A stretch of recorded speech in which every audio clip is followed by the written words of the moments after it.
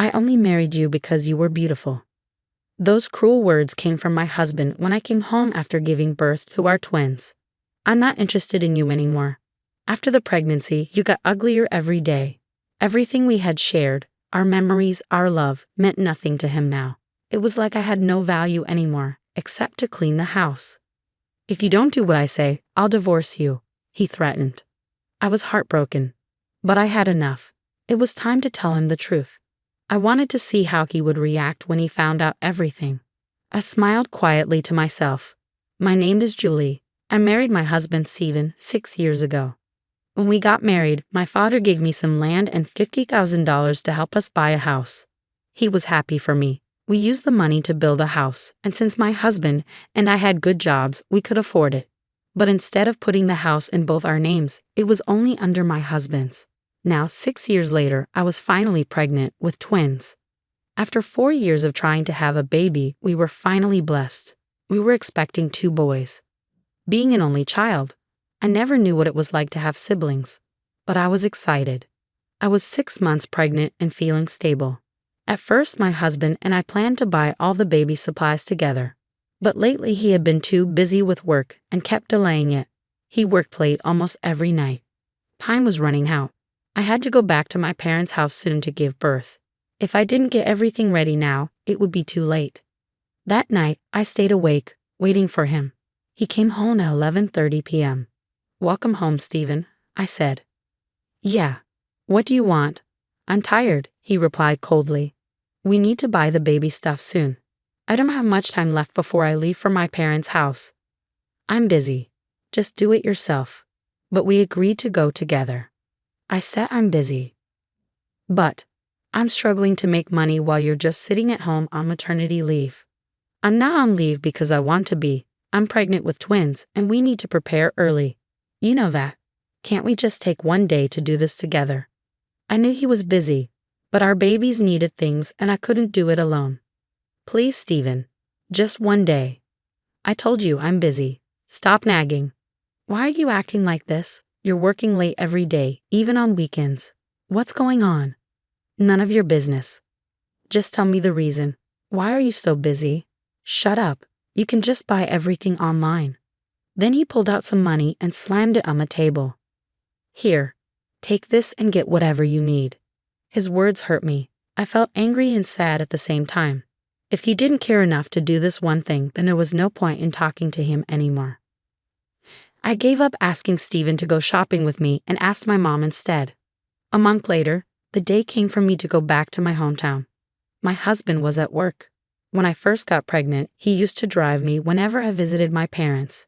But this time, he said he was too busy. I had no choice but to ask my dad to pick me up. On the way home, my dad spoke, sounding a little angry. "Steven was supposed to drive you, wasn't he?"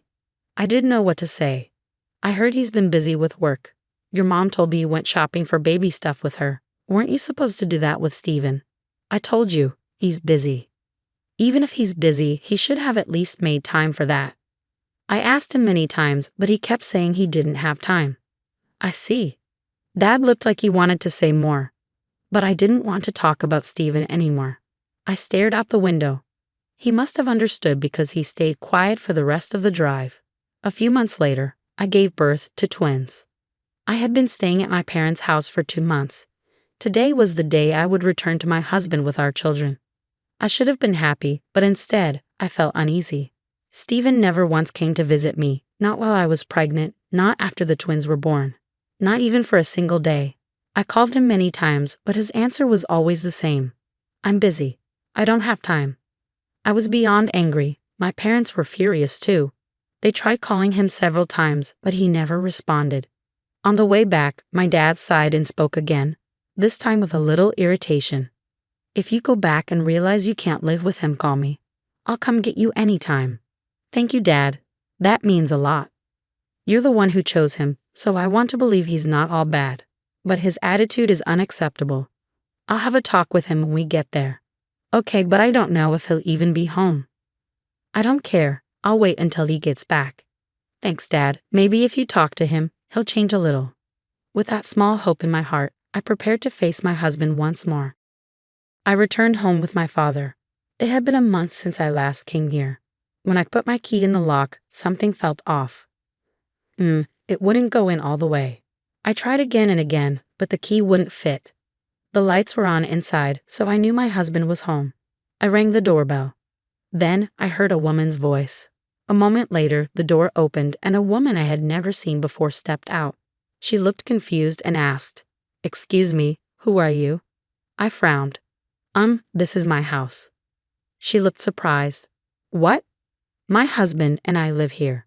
She hesitated, then said, "My husband bought this house 2 months ago." 2 months ago?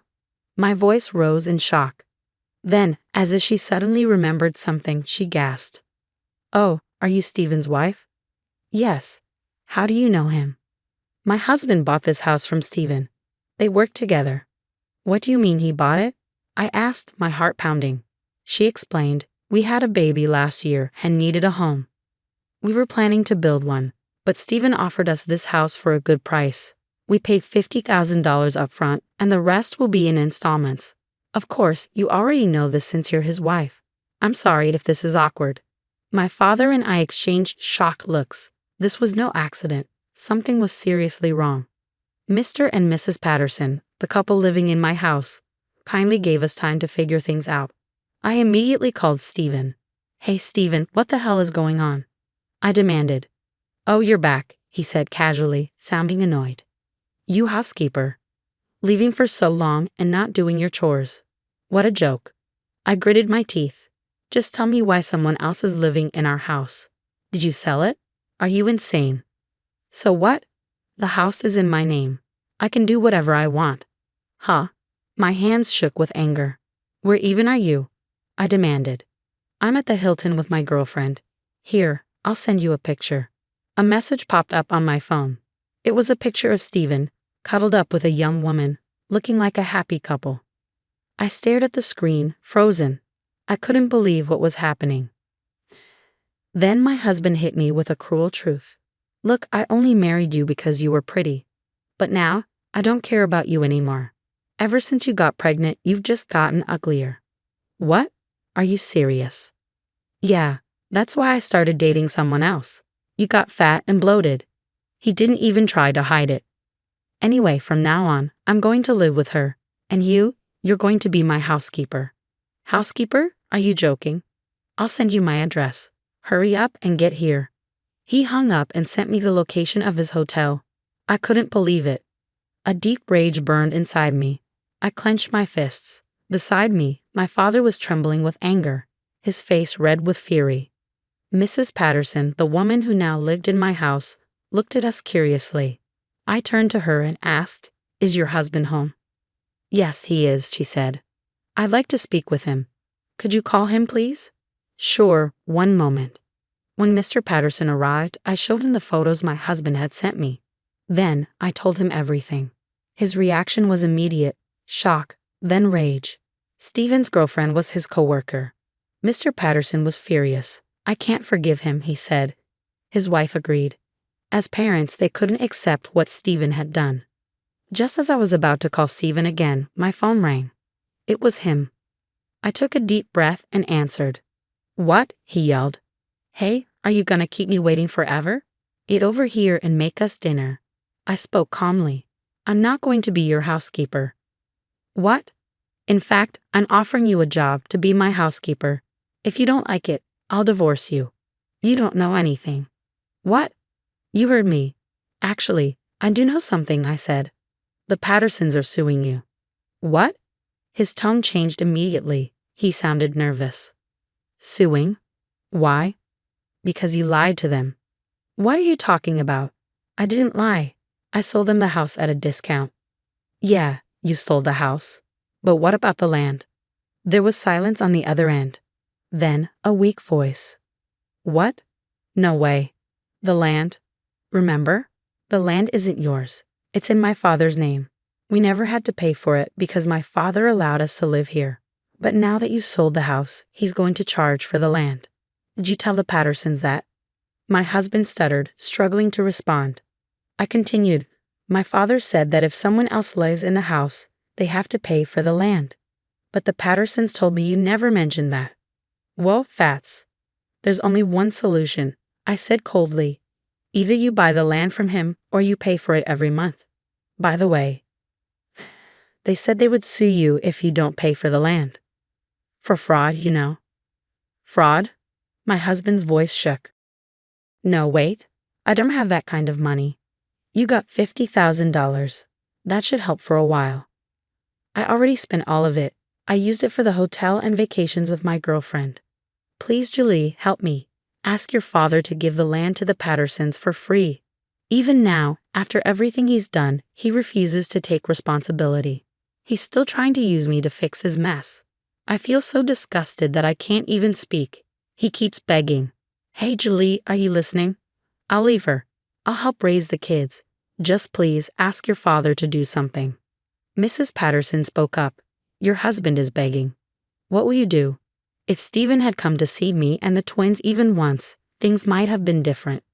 But instead, he sold the house without telling me. He used the money to stay in a fancy hotel with his mistress, and he treated me like nothing more than a housekeeper. I had no sympathy left for him. Anger burned inside me. I let it all out. You selfish jerk, you think I'm going to help you? After everything you've done? Do you have any idea how much I've suffered because of you? And now you expect me to forgive you. Julie, wait. Calm down. Calm down? You cheated on me. You sold our house behind my back. You spent all the money on your mistress. And then you had the nerve to tell me to be your housekeeper. You've got to be kidding me. I'm done with you. You are nothing but trash. I don't need you in my life anymore. Stay away from me. I ended the call and blocked his number. The only thing left to do was divorce that pathetic excuse of a husband. After that, Stephen apologized to the Pattersons, but they were on my side. They told Stephen they would sue him if he didn't pay for the land. In the end, he had no choice but to buy it from my father. That solved the problem. I hired a lawyer to file a case against Stephen and his mistress. I demanded alimony and child support from him. Of course, he had to leave the Hilton. It seems his mistress broke up with him too. Mr. Patterson told everyone at work about Stephen's affair. His mistress couldn't handle the shame and quit her job. Stephen lost the respect of everyone around him. He became completely alone. But he had so many payments to make that he couldn't afford to quit his job. For a long time, most of his income will go toward paying off his debts. He won't have the freedom he once had. As for me, I moved back to my parents' house. I explained everything to my company, and they let me work remotely. So I was able to start working again without any trouble. My children will grow up without their father, and at times that may be difficult. But I will give them all the love and care they need. I will leave the house and the inheritance to our eldest son, our only family. Is that okay? My mother-in-law said in an unusually calm tone. I couldn't immediately accept the words that suddenly came out. Once I got married, I made it a point to support my in-laws all the time. Unfortunately, my husband had passed away. But I continued to manage work and household chores alone. And also took care of my bedridden mother-in-law. I wasn't expecting to receive the inheritance just because I had served my in-laws. In fact, I had no right to inherit my mother-in-law's estate. However, I felt distrust towards her for deciding to give everything to her beloved only son without even thanking me for my support. He has always cherished me since he was little. I wondered if the eldest son really had cherished his mom. To me, it seemed like she was just looking at him through rose-colored glasses. She reminisced about the past, casually mentioning her husband, her son, and my husband. She mentioned the things they had done for her. But my name never came up. After finishing her long trip down memory lane, she took a breath and smiled happily at me. So, if he has any trouble with the inheritance, please let him know. At that moment, the patience that had been stretched thin finally snapped. I felt that there was no remembrance or emotion for me in her. And even the smile she was giving me now was for her son. To my own surprise, I told her in a cold voice, Please do as you wish with the inheritance. I'm leaving this house. My name is Kelly Johnson. I'm 32 and a working housewife. My husband, Ted, was the same age. We met in college in an astronomy club, hit it off, and exchanged contacts. We started seeing each other more frequently and began dating. Ted, kind and serious, was a joy to be with. We continued our relationship throughout college and married after graduation. Ted was employed at a company handling precision instruments like telescopes. When he got the job, he was thrilled as his dream had come true. Meanwhile, I took a job in medical administration, and we both managed our daily lives and household chores harmoniously. Initially, we lived in a rented apartment, but shortly after our marriage, my father-in-law passed away. Ted then suggested that we live with his mom. He had previously mentioned that his mom was frail. I knew she had been in and out of hospitals, and he worried about her being alone without his father. So, it wasn't a sudden discussion, and I was somewhat prepared. I didn't dislike his mom, on the contrary. She had always been kind during our meetings, and I had a good impression of her. Concerned about her, I readily agreed to live together.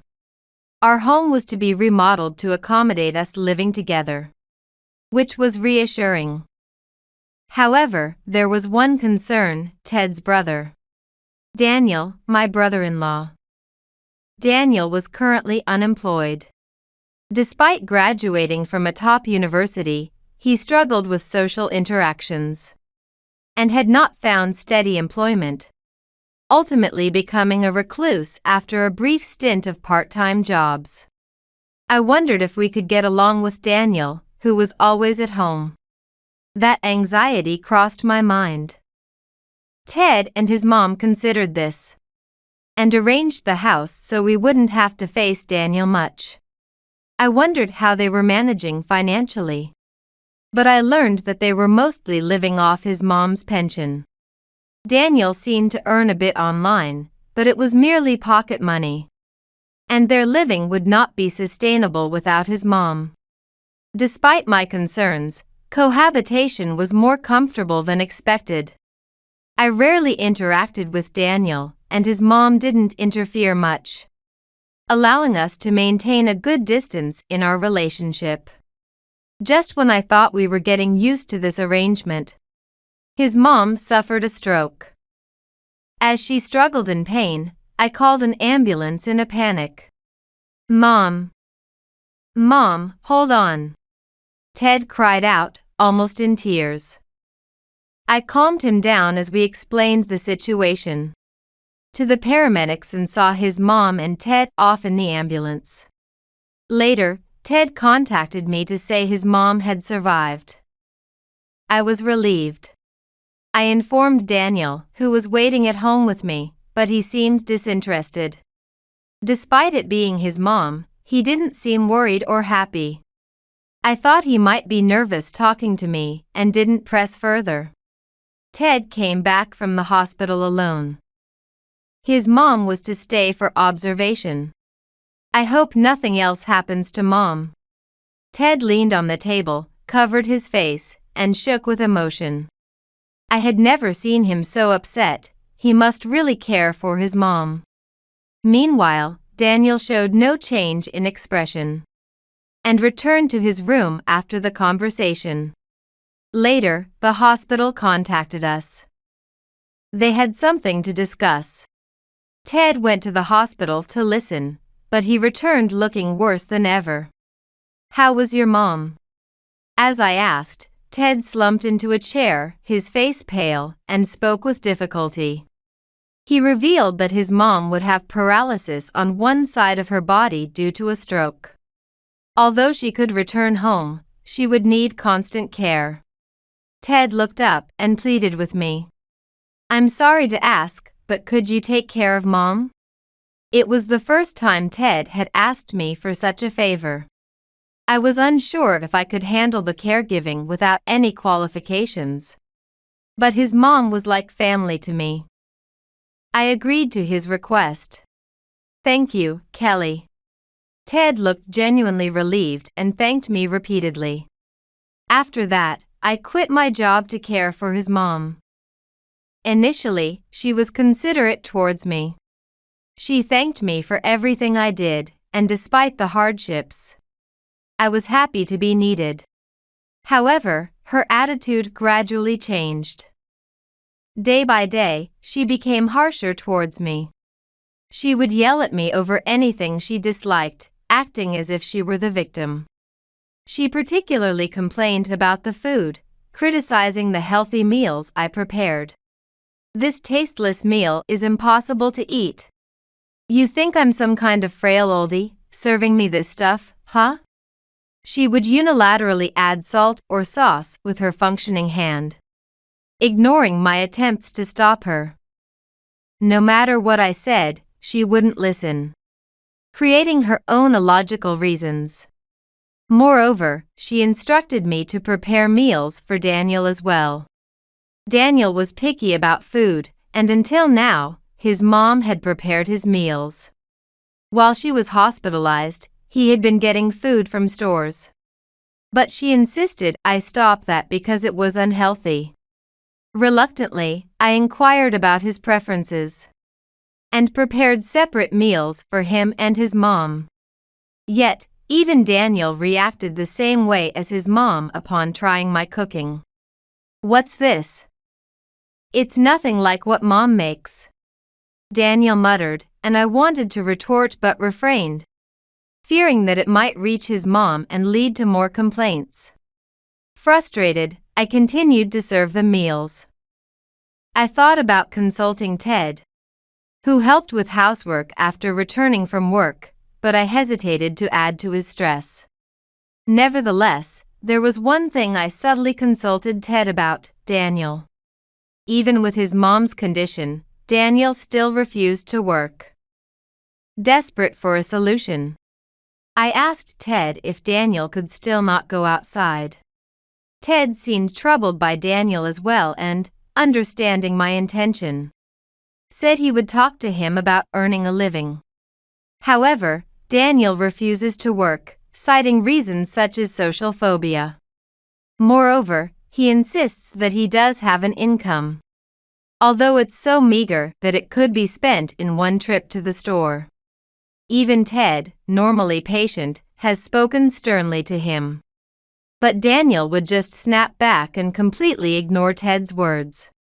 I kept smiling in front of Ted, as well as in front of my mother-in-law and Daniel, continuing to handle the chores and caregiving. It was a difficult life, but I could persevere because I wasn't alone. Ted was with me. One day, about 5 years into this routine, the phone rang unexpectedly, and it was the police. Wondering what it could be about, I answered to find out that Ted had been in a tragic traffic accident and had died instantly. I couldn't believe it at first and felt numb even during the funeral. With Ted gone, I was at a loss about how to continue living. Even after Ted's death, I had no choice but to continue our former way of life. With our main source of income gone, I had to re-enter the workforce and juggle my job with household duties and caregiving. I thought of relying on Daniel for caregiving during the day, but he was all talk, and when I came home, nothing would have been done, not even the housework. He might have given my mother-in-law the meals I had prepared in advance, but he wouldn't touch tasks like changing diapers or clothes, leaving my mother-in-law to vent her frustrations on me. I told him if he couldn't do the caregiving, he should at least work, but he refused, claiming he had a disease that prevented him from going outside, though he never showed any signs of seeking medical treatment. If he had a disease, it must be laziness. Eventually, I felt sorry for my mother-in-law under these circumstances. and considered placing her in a care facility or hiring a daily helper, but financially, both options were impossible. Reluctantly, I arranged for a helper to come twice a week. And on other days, I pushed Daniel to do the bare minimum. Daniel barely did anything. But my mother-in-law seemed fond of him and blamed me for any dissatisfaction without saying a word to him. Recalling the past, my mother-in-law had always been overprotective of Daniel, buying him tasty snacks or giving him pocket money for no reason, and would explode in anger if I ever said anything slightly critical of him. Maybe it's just because he was her first son and she found him adorable. But I felt that this was not good for him. Honestly, I wanted to distance myself from a mother-in-law who constantly yelled at me and a Daniel who continued to be a recluse. But regardless of Daniel, I couldn't just abandon my mother-in-law given her physical state. With a heavy heart, I endured their unreasonable demands while exhausted daily. Despite my efforts to support their living, the situation only worsened, especially as my mother-in-law's condition deteriorated further, making her even more irritable than before. She would make unreasonable demands like sending me to a faraway supermarket because the local one didn't have what she wanted. Or she would complain about the old-fashioned clothes I bought for her, finding fault with everything. No matter what I did, nothing pleased her. Daniel remained unemployed, either ignoring me or joining my mother-in-law in complaining. This life continued for about 8 years after Ted's death. Physically and mentally, I was nearing my limit and started thinking about discussing the future with my mother-in-law again. Then, one day, "Kelly, I need to talk to you." My mother-in-law called me over. I sat down by her bed as she began speaking in a conversational tone, as if chatting about the weather. "Actually, I've been thinking about something. It's about this house and my inheritance." I was a bit surprised by her sudden start. I won't be around much longer, given my health and all. I don't know when something might happen, so while I'm still clear-headed, I thought I'd talk to you about it. Her voice lacked its usual sharpness. Maybe her body was in significant pain today. Despite the usual hardships, seeing her so subdued made me curious. I stayed silent, waiting for her next words. She continued slowly. "I've decided to leave everything, including this house, to Daniel." "What?" I couldn't help but let out a sound, hastily covering my mouth. My mother-in-law sharply retorted. "What do you mean by what? Isn't it obvious? With both my husband and Ted gone, Daniel is my only family left. He has always cherished me since he was little." Her eyes softened, possibly recalling Daniel's face. Despite her calm expression, turmoil stirred within me. True, I had no legal right to the inheritance, nor did I intend to demand it. However, after years of caregiving and managing both her and Daniel's meals and laundry, the lack of even a single word of thanks made me question things. My mother-in-law began to leisurely share memories of Daniel. How he had done this and that when he was young. How he hadn't been rebellious even when he entered middle school. Emphasizing how good a son he had been. I listened in silence. Her story included mentions of my father-in-law and Ted, but never my name. After a long trip down memory lane, she concluded, a peaceful look on her face. "So, Kelly, if Daniel ever has trouble with the inheritance, help him out, will you? It's quite a substantial amount, so he might struggle with managing it. Oh, and keep this between us for now. I want to tell him myself." The moment I heard those words, something inside me snapped. It was like a tightly stretched thread had broken. Before I knew it, I found myself saying in a surprisingly cold voice, "No, I can no longer relay anything to Daniel from now on." My mother-in-law looked at me puzzled, her furrowed brow indicating she didn't understand, which irrationally annoyed me. "Please feel free to do as you wish with the inheritance. I'm leaving this place. Please tell Daniel that too." Suddenly, my mother-in-law looked up at me with a displeased expression. "What's this all of a sudden? Did you think you would receive part of the inheritance too?" I was at a loss for words.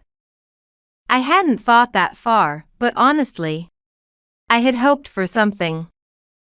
Unable to deny it on the spur of the moment, my silence spoke volumes. My mother-in-law sighed exaggeratedly and said dismissively, "I didn't think you were so greedy. First of all, as a daughter-in-law, you're not in a position to inherit. And to think you'd get something just for doing some chores around the house? That's a big mistake. After all, this house is ours, and you're just allowed to live here." Her matter-of-fact tone left me more than just angry. I was astounded. Maybe I had indeed been hoping for too much. Maybe I was greedy. But this treatment was too much. Even after Ted's death, I had tried my best. But it seemed my mother-in-law appreciated none of it. What was I to her and Daniel, then? What had I been doing all these years? Despite the harsh treatment I had endured because I felt sorry for a helpless person. But that was the end. I simply said, "I understand," and left the room. My mother-in-law seemed to start saying something, but I didn't hear the rest. I then began preparing to leave the house. Although I couldn't pack up everything right away, I steadily made preparations while continuing with caregiving and chores as usual. At first, my mother-in-law seemed to be watching me, but seeing that I acted normally, she appeared reassured and didn't say anything special. Daniel, not having been told anything by my mother-in-law, only showed his face in the living room during meals as usual. A week passed, and I had everything ready. On the morning of the day I was leaving, I prepared breakfast as usual and waited for my mother-in-law to finish eating. After she was done and I had cleared the dishes, I told her my last words with a bit of sarcasm. "I have made my preparations, and as I mentioned before, I am leaving this place. Mother-in-law, Daniel, thank you very much for letting me stay in this house until now." After saying this, my mother-in-law looked at me with a stunned expression. I picked up my packed bags and headed straight for the entrance. I expected her to say something, but no words came from her. As I was leaving, I glanced sideways at Daniel. He had stopped eating and was looking at me, but his eyes seemed to scorn me. He probably didn't take me seriously. The place I headed to after leaving the house was my parents' home. My mom lives there alone, and I had already explained the situation to her. She welcomed me warmly. I put down my bags in the room she had prepared for me and took a moment to rest. That day, I spent time having trivial conversations with my mom. She didn't bring up my in-laws, and for the first time in a long while, I could spend time with just my mom and return to my childhood, which healed my wounded heart. The next day was a holiday. I woke up later than usual and checked my smartphone to find a barrage of missed calls from Daniel. We had exchanged contact information because we had lived together. Calls kept coming even as I was deleting the history. With no choice left, I answered the phone, and Daniel's shouting voice burst through. "Hey! Where are you? Come back quickly and take care of Mom. And make me some food, too." I'm hungry. He talked like a kid throwing a tantrum, and I found myself sighing. It was hard to believe that this person was older than me. Contrary to the shouting Daniel, I answered clearly. I'm not coming back to that house anymore.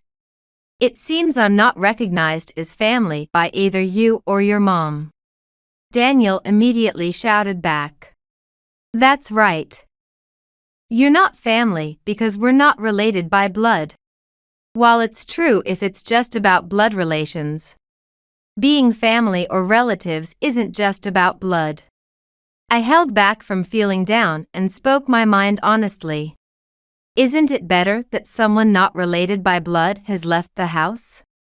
Both you and your mom have treated me harshly. I was just a nuisance, wasn't I? You must be feeling quite refreshed?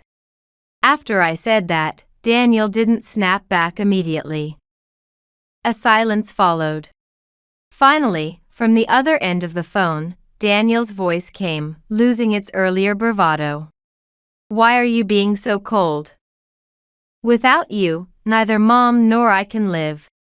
While my mother-in-law may need help, Daniel should be able to manage the basics. I realized just how little he had done until now. I gripped my smartphone, took a breath, and then spoke. For 10 years, I've taken care of your mom and done all the household chores. Since Ted passed away, I've been working outside and still managing both caregiving and housework as before. But I was never thanked. Instead, I was verbally abused and ignored. That's how coldly I've been treated. I paused for a moment. Daniel didn't interrupt. It's like I was just a maid. Moreover, an unpaid maid. I wasn't in that house to be a maid. I don't want to feel miserable anymore. That's why I left. As I said each word deliberately, a moaning sound came from the other end of the phone. He probably couldn't find the words to reply. After groaning for a while, Daniel spoke in a desperate yet condescending tone. Stop talking about complicated things. Just come back. I'll manage with food from the store, just take care of Mom. Even in this situation, he still tried to push only the care of his mom onto me. He seems to think only of himself. Or maybe, taking care of his surroundings is too much for him, and he's overwhelmed by that alone. Despite worrying about making him angry again, the words that had been at the bottom of my heart slipped out. Daniel, it's time for you to decide and start working. Without me, there will be no one to bring money into the house. And you will really become unable to live. If you're worried about your mom, please do the right thing and help her. After being spoken to in such a lecturing tone, the other end of the phone went silent. Not even a groan could be heard. Maybe he was reflecting on his actions. I thought so, but people don't change that easily. Daniel protested in a dissatisfied voice. Shut up. Why do I have to be ordered around by you? I'm sick, I tell you.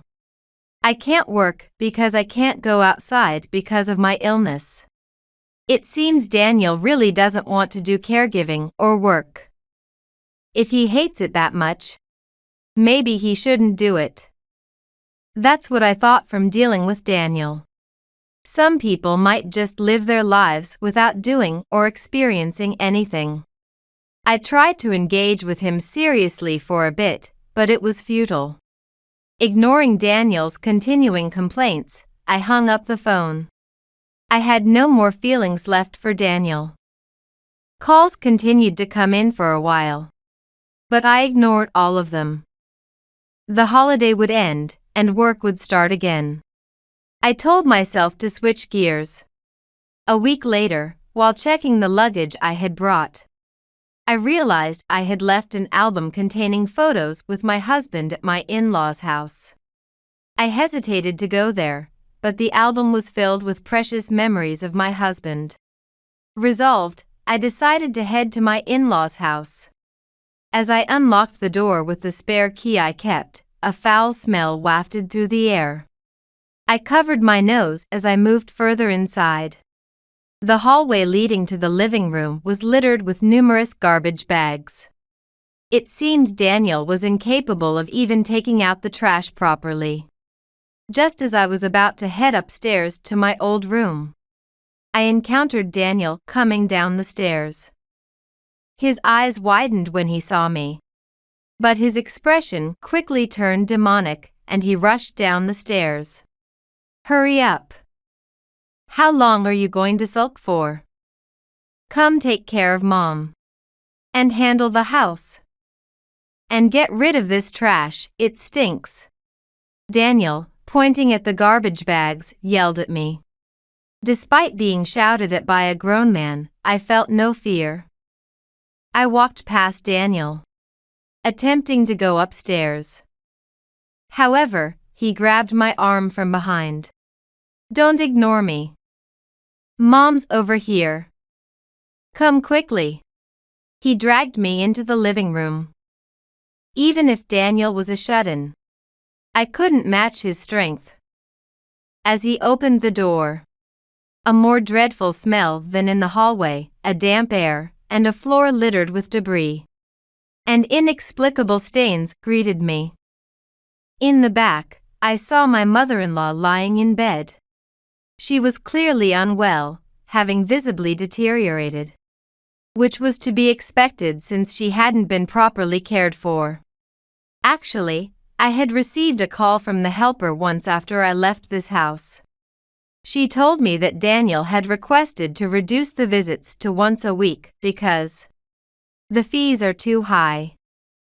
The helper was concerned about my mother-in-law's condition, but Daniel insisted he would take care of her on the other days. So she reluctantly agreed to reduce the days. However, seeing no signs of Daniel actually providing care and the house deteriorating, the helper suggested reverting to the original schedule, or even increasing the days if caregiving proved too difficult. But Daniel got angry at the suggestion, so the visits continued just once a week. Still worried, she called me. I expressed my gratitude for the helper's consideration and told her not to worry, as I would look into it. Initially, I had planned to wait and see how things went. However, needing to retrieve the album led to my showing up here. Led by Daniel, I stood next to my mother-in-law's bed. She slowly turned her head towards me and stared for a while, seemingly unable to recognize who was there. Perhaps her cognitive functions were also declining. After a while, she began to speak, but words did not come out immediately. After moving her lips a few times, she finally managed to voice something in fits and starts. "Hurry, fix this, apologize for causing trouble to me and Daniel." It seems my mother-in-law could no longer speak normally. However, the words she managed to produce with her faltering tongue were still complaints about me. Even in such a state, she didn't apologize but only blamed me. Previously, I might have felt sorry for her in her weakened condition. However, I no longer had the capacity to feel that way. It is not me who needs to fix this situation, but Daniel. Please ask your beloved Daniel for help. I left these words behind, shrugged off the stunned Daniel's hand, and left the living room heading upstairs. When I entered my old room, which had been turned into a storage for trash, the album was still in its place. I dusted it off and hugged it to my chest when Daniel, who had followed me, glared at me. "What's with that attitude? You saw how Mom is, right? At least feed her the meal. She said she can't eat the ready-made food I bought from the store." I was too weary to even respond. As I tried to leave the room, Daniel blocked the doorway. I pushed past him and he looked surprised. As I started down the stairs, Daniel reached out. "Wait." I dodged his hand, continued down the stairs, and headed straight for the entrance. Daniel hurried after me. "Heartless. Are you planning to abandon Mom and me? Ted would be appalled at you from his grave." I stopped dead in my tracks as Daniel spat out these words. "You have no right to speak for Ted." Words nearly escaped my lips, but I swallowed them and instead decided to share a piece of crucial information. "By the way, I forgot to mention something. Your mom said she's leaving all her inheritance to you, Daniel. She said it would be a substantial amount." "What?" Daniel's eyes widened. I smiled at him and left him standing dumbfounded as I exited the house. A month later, I noticed an enormous number of missed calls on my smartphone from Daniel. Curious despite wondering what he could possibly want now, I answered the phone to be met with an outrageously furious voice. "You liar. What are you going to do about this?" Confused about what he was referring to, I listened for a while and learned that Daniel had misunderstood something significant. He believed he had already inherited and could freely use the estate, leading him to gamble away a lot of money without thinking about how much inheritance there was. Naturally, he lost, but he assumed the high amount of inheritance would cover his debts, which were automatically deducted from his bank account. Later, Daniel received a letter demanding payment for his debts. Panicking, he checked his account only to find a modest savings amount, not the fortune he had imagined. Confused, Daniel called me to find out what was going on. "You said it would be a substantial amount, but there's hardly any money left. What's going on?" While Daniel was almost crying out in frustration, I explained to him that there wasn't much cash left as inheritance. That makes sense because where would the money for living expenses come from if Daniel wasn't working? Ordinary life isn't easy just on a pension. When mother-in-law mentioned a substantial amount, she meant if the house and land were sold for cash. Indeed, considering the size and location of the house, it could fetch a considerable sum, but Daniel hadn't thought that far. Hearing my explanation, Daniel was lost for words. I waited on the phone as Daniel eventually started to bluster and try to shift the blame onto me. "Why didn't you explain properly? It's your fault. Take responsibility. Pay back the debts. Come back to the house, and as atonement, do the work. The housekeeping and caregiving." Both mother-in-law and Daniel seemed to have no sense of remorse or regret. They always thought they would be protected, and if they pressured me, I would comply. "It was you who misunderstood and mismanaged the money. You reap what you sow. Please start working earnestly and earn money. Don't forget to do the housework and caregiving as well." My words seemed to infuriate Daniel unusually, and for once, he hung up the phone himself. Perhaps he had quit jobs impulsively in the past just as he ended the call. I don't think everyone should endure everything, but Daniel needs to develop some resilience. 3 days later, Daniel contacted me again. With reluctance, I answered, and he pleaded tearfully for me to lend him money, probably pressed to pay back his debts. However, as far as I was concerned, it was none of my business. When I told him I couldn't lend money without any guarantee of repayment, Daniel begged repeatedly. Out of necessity, I told him I would visit the house tomorrow. And he thanked me, perhaps the first time he had ever expressed gratitude to me. The next day, when I visited my in-laws' house, Daniel appeared with a look of expectancy. "You've brought the money, right?" he asked, his eyes shining. I handed him a paper bag without a word. Daniel snatched it and peered inside, his face falling as he did. "I couldn't bring any money. But I brought something that might help you prepare some," I said. The contents of the paper bag were free papers with job listings. Thinking there might be bundles of cash inside, Daniel turned pale as he looked at me. I smiled gracefully, just as I had before. "Money, where is the money? Did I say I brought money?" As I said that, Daniel slumped to the ground powerlessly. The paper bag fell, scattering the free papers. I picked them up, neatly arranged them back in the bag, placed it next to Daniel, and encouraged him. "You can do it, Daniel," before leaving the in-laws' house. As I glanced back, Daniel was still slumped in the same spot. Afterward, Daniel didn't go to work and ended up selling the house and land to make money. The two found a new place to live, but it was an old apartment over 50 years old, plagued by bugs and drafts.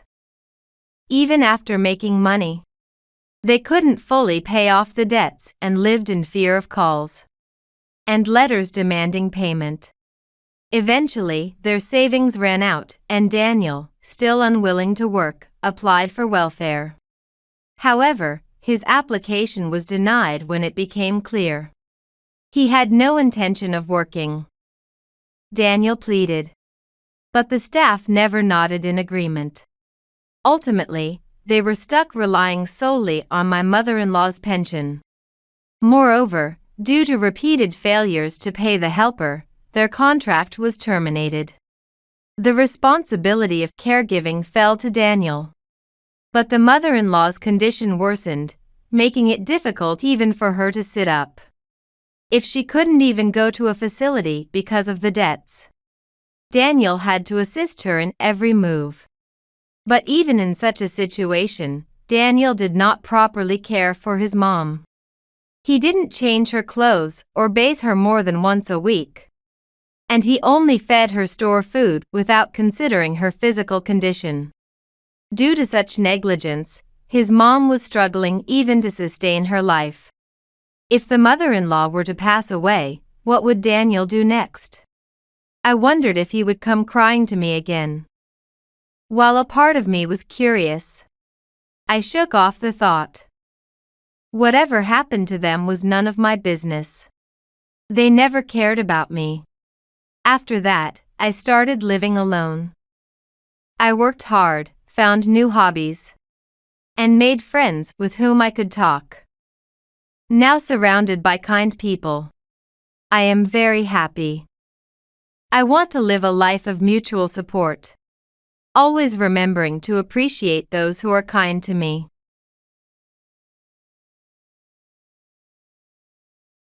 My mother-in-law, who always finds joy in harassing her daughter-in-law, called one day when my daughter and I were visiting my parents' home.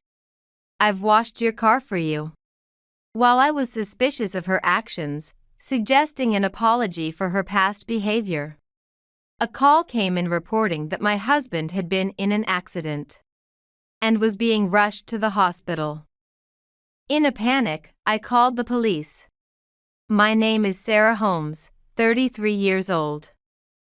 I met my husband Kevin Holmes, who is 2 years older than me, through a friend's introduction. And we have been married for 5 years. 3 years ago, we were blessed with our daughter Allison. Currently, while Allison attends daycare, I work part-time at an office near our home. I wasn't particularly career-oriented, but after graduating from university, I was fortunate to have supportive bosses, colleagues, and seniors, and I spent my days busy but fulfilled.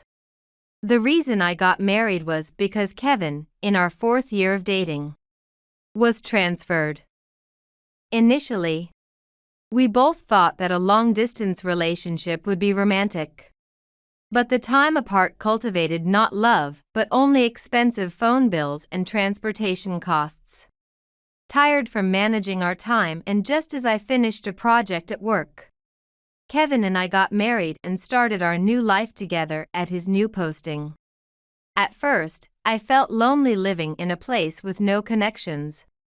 But after Allison was born and I made some mom friends, life became enjoyable. When Allison turned 3, Kevin's permanent assignment at the headquarters was decided. When I told Allison about the move, she cried uncontrollably. Therefore, in addition to moving back to the familiar town, we decided to buy our own home to avoid frequent moves in the future. Allison, having her own room in a house close to both our parents' homes, was very happy. Watching Allison's happy smile, I believed that even happier days awaited us. However, such hopes were shattered due to one thing: the presence of Kevin's mother, my mother-in-law. My father-in-law had passed away from illness when Kevin was in middle school, long before I met him, and since then, it had just been Kevin and his mother. When Kevin was transferred to the countryside, his mother wanted to go with him, but at that time, Kevin persuaded her by saying, "We're not going to live there forever, you're about to retire, right? It would be a waste to quit your job now." I had only met my mother-in-law a few times during our dating period and at our wedding, so I didn't know much about her character. However, living within a 10-minute walk from my in-laws' house changed everything. My mother-in-law would come to our house daily and make remarks like, "Oh, buying so much frozen food. Just a part-timer and still using work as an excuse to slack off on housework. What a terrible wife, you've really become fat after having a child, haven't you? Do you lack self-control?" Moreover, her bullying was also directed at Allison. My goodness, such an uncharming child. I wonder if she's really Kevin's child. Seeing Allison's face about to cry from such words. "Mother, please don't say such things in front of my daughter," I protested strongly while hugging Allison, but my mother-in-law only sneered at us. I couldn't take it anymore and confided in Kevin, who then warned his mother. However, while things would settle for a while, they soon returned to how they were. Especially after my mother-in-law retired, she began coming to our house daily. That's why I started part-time work at an office near our home. If I wasn't at home, my mother-in-law couldn't just come over. Then, perhaps devising a plan, she began timing her visits around when I picked up Allison from daycare. Indeed, the harassment and unpleasant remarks decreased when it was just my mother-in-law and me during the day. However, now she targeted Allison with her constant nastiness after daycare. Even when I consulted Kevin, it would only stop for a while, and we could never escape from my mother-in-law. I honestly started to feel lost about how to protect Allison. Amidst these days, my mother-in-law secretly made a copy of our house key and began to stay at our house even when Allison and I were not there. She would help herself to food in the fridge and leave the dishes and glasses piled up in the sink. She dyed her hair in the bathtub and left the dye scattered around, making cleaning a struggle. Finally, when Kevin angrily took back the spare key, the uninvited visits stopped. However, after being scolded harshly by her beloved son, my mother-in-law seemed to resent Allison and me. Perhaps as revenge, she trampled and utterly destroyed the many flowers in the garden that Allison and I had carefully tended. Then, when everything turned brown and died, she laid artificial turf and began setting up a garden set. "Next, I'll put some planters here and plant some roses." Such poor-looking flowers ruin the garden, after all. Allison had been diligently watering the garden morning and evening. Thinking about it, I nearly lost my patience and sternly told my mother-in-law that if she wanted to plant roses, she should do it at her own house. However, my mother-in-law retorted, "Be quiet. A son's house is like a second home to a mother. So, I have the right to do as I please." For my mother-in-law, the issue with the roses was just an excuse. She seemed to derive pleasure from seeing Allison and me upset. However, when Allison tearfully appealed to Kevin, he confronted his mother again. This time, unusually, the mother-in-law, who had always been indifferent no matter what was said, muttered, "I'm sorry, I was wrong." After that, the persistent visits from my mother-in-law abruptly stopped. And I finally felt a sense of relief as we regained our peaceful daily lives. However, this was merely the calm before the storm. "Kevin, where are you? Please, answer your phone." That day, Kevin was supposed to stay overnight for a company training session. I was off from my part-time job. So I took Allison to stay overnight at my parents' house for a visit. Although in the opposite direction from my in-laws, my parents' house isn't far from ours. However, since my mother-in-law would criticize, a married woman shouldn't frequently visit her parents' home instead of her in-laws. What kind of manners does that mother of yours have? I hadn't been able to visit often even though we lived close. But today, for the first time in a while, we could relax and spend time together. Allison, who adores my father, was happy. "Hey, Mom. Grandpa said he'll take us to lunch at any restaurant we like." "Oh, Dad. Don't spoil Allison too much." After dining at a restaurant as per Allison's request, we went shopping and then returned to my parents' house. That's when I received a call on my smartphone from my mother-in-law. Sarah? It seemed like you weren't home. But the car in the garage was dirty, so I washed it for you." "Our car?" Surprised by her words, I couldn't help but raise my voice. "Yes, I can't do much, but I polished it up as an apology for my past behavior. It's sparkling clean now." Despite her words, I was bewildered by the sudden car washing story from my mother-in-law, suspecting that she might have entered the yard or garage without permission during our absence. However, before I could clarify, she said, "Well, I have errands to run now," and hung up. Feeling uneasy after the call, I spent a restless night and decided to return home early in the morning to check on our beloved car, as my mother-in-law claimed to have polished it. But when I arrived home and went around to the garage, the car that should have been there was gone. I rushed into the house and checked the drawer where we usually keep the car keys, but they weren't there. Could it be? I hurriedly called Kevin's smartphone, but he didn't answer. No matter how many messages I sent, none were read. Anxious and unable to do anything, I waited desperately for a call from Kevin. About an hour later, a call came from Kevin's smartphone. I answered eagerly. But it wasn't Kevin on the line, it was a police officer from the state where Kevin's training hotel was located. "Is this Mrs. Sarah Holmes? I'm calling from your husband Kevin's phone."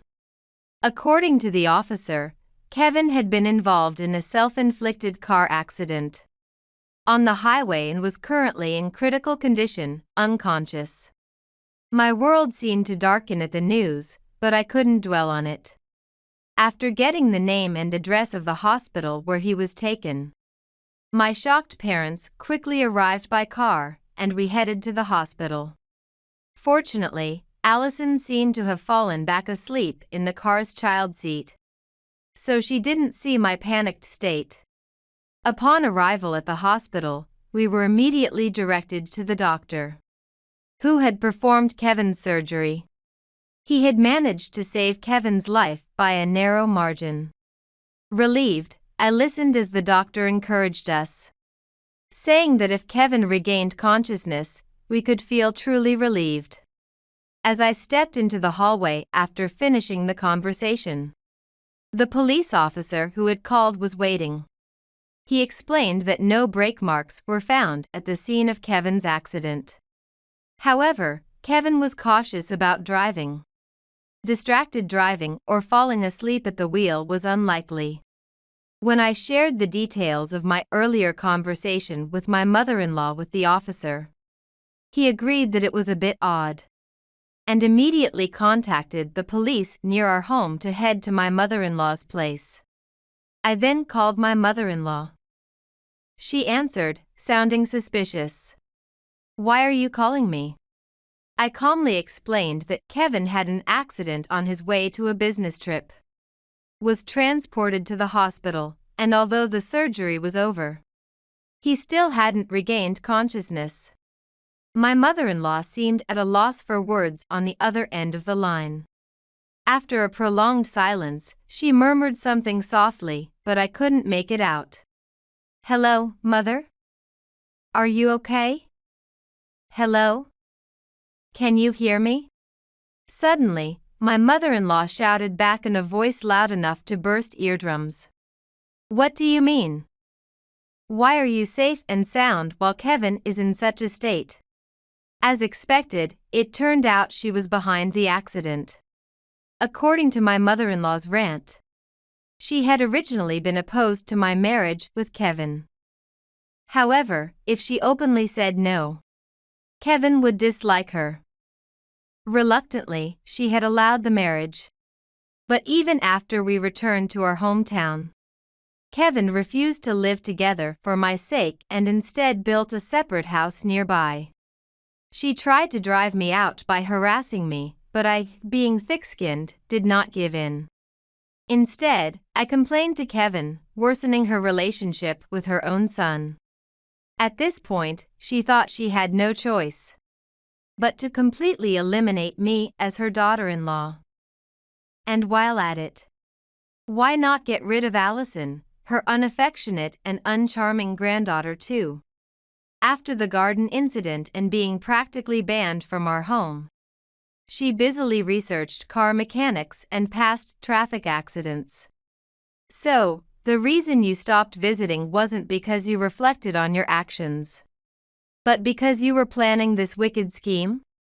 The biggest miscalculation my mother-in-law made was not knowing that the car was not just for my use but was shared with Kevin. Initially, when we moved back to our hometown, both Kevin and I had our own cars. However, unlike when we lived in the countryside, public transportation was more accessible in our hometown. And considering our new home's mortgage, we decided to let go of one car after discussion. To maximize our yard space, our home originally only had room for one garage. Therefore, we had rented a monthly parking spot nearby for Kevin's car, which my mother-in-law didn't realize had been disposed of. But such details didn't really matter. The fact that my mother-in-law was willing to harm even Allison filled me with trembling anger. Nevertheless, over the phone, she continued to rant. "This happened because you stole my son from me, it's all your fault. Being loved by Kevin should be enough for me, his mother. Did you really try to harm your own son for such reasons?" As I asked, shaking with anger, my mother-in-law responded, "I didn't mean for this to happen. How is Kevin?" "I'm coming there right now," I told her. "There's nothing you can do by coming here now. And neither Allison nor I will ever forgive you." Furthermore, I informed her that I had already discussed everything with the police, and even the current conversation was being heard by an officer next to me over the speakerphone. "I intend to file a formal report with the police. So spend the rest of your life reflecting in prison," I said. My mother-in-law noticeably flustered even over the phone, kept muttering in a tearful voice. How could this happen?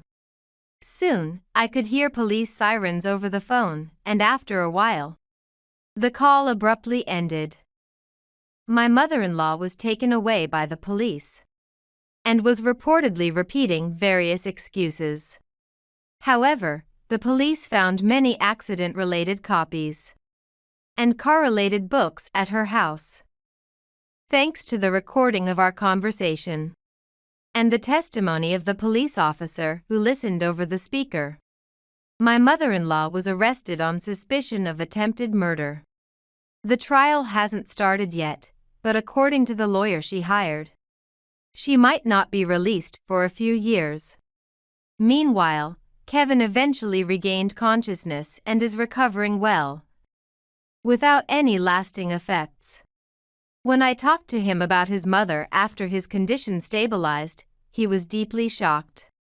However, that shock soon turned into anger, and he ignored all letters from his mother in detention and asked his lawyer to convey that he wanted to sever ties with her.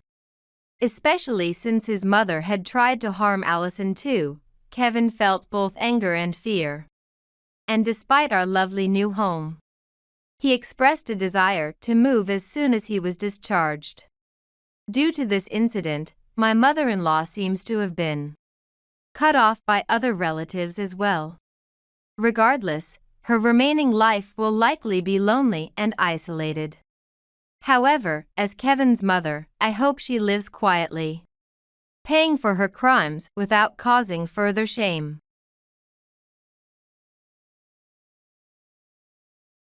Lynn, since you're too busy with work to properly manage housework and childcare, I've prepared dinner instead.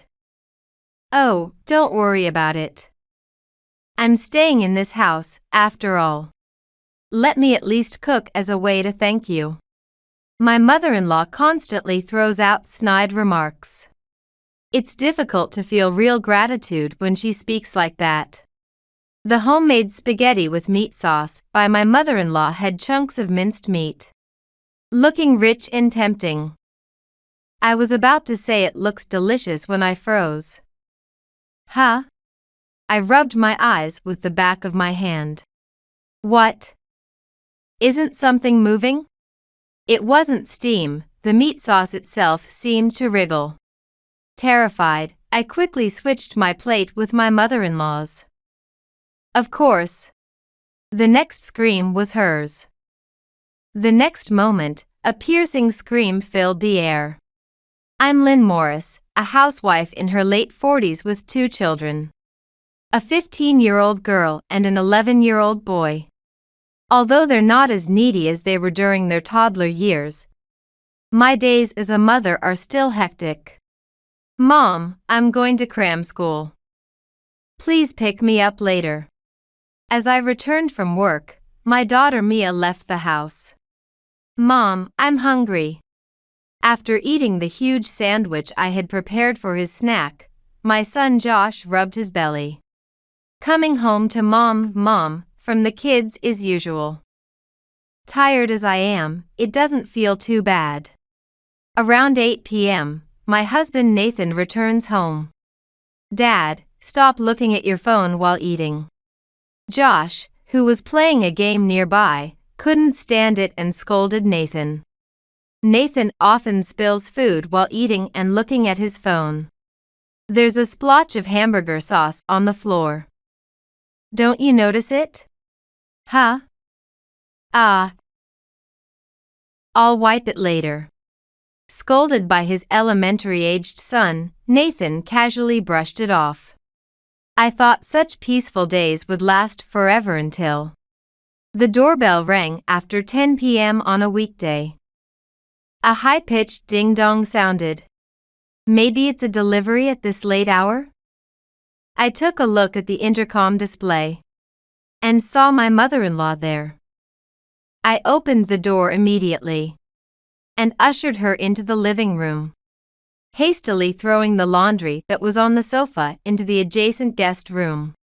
Mother, what brings you here so late at night?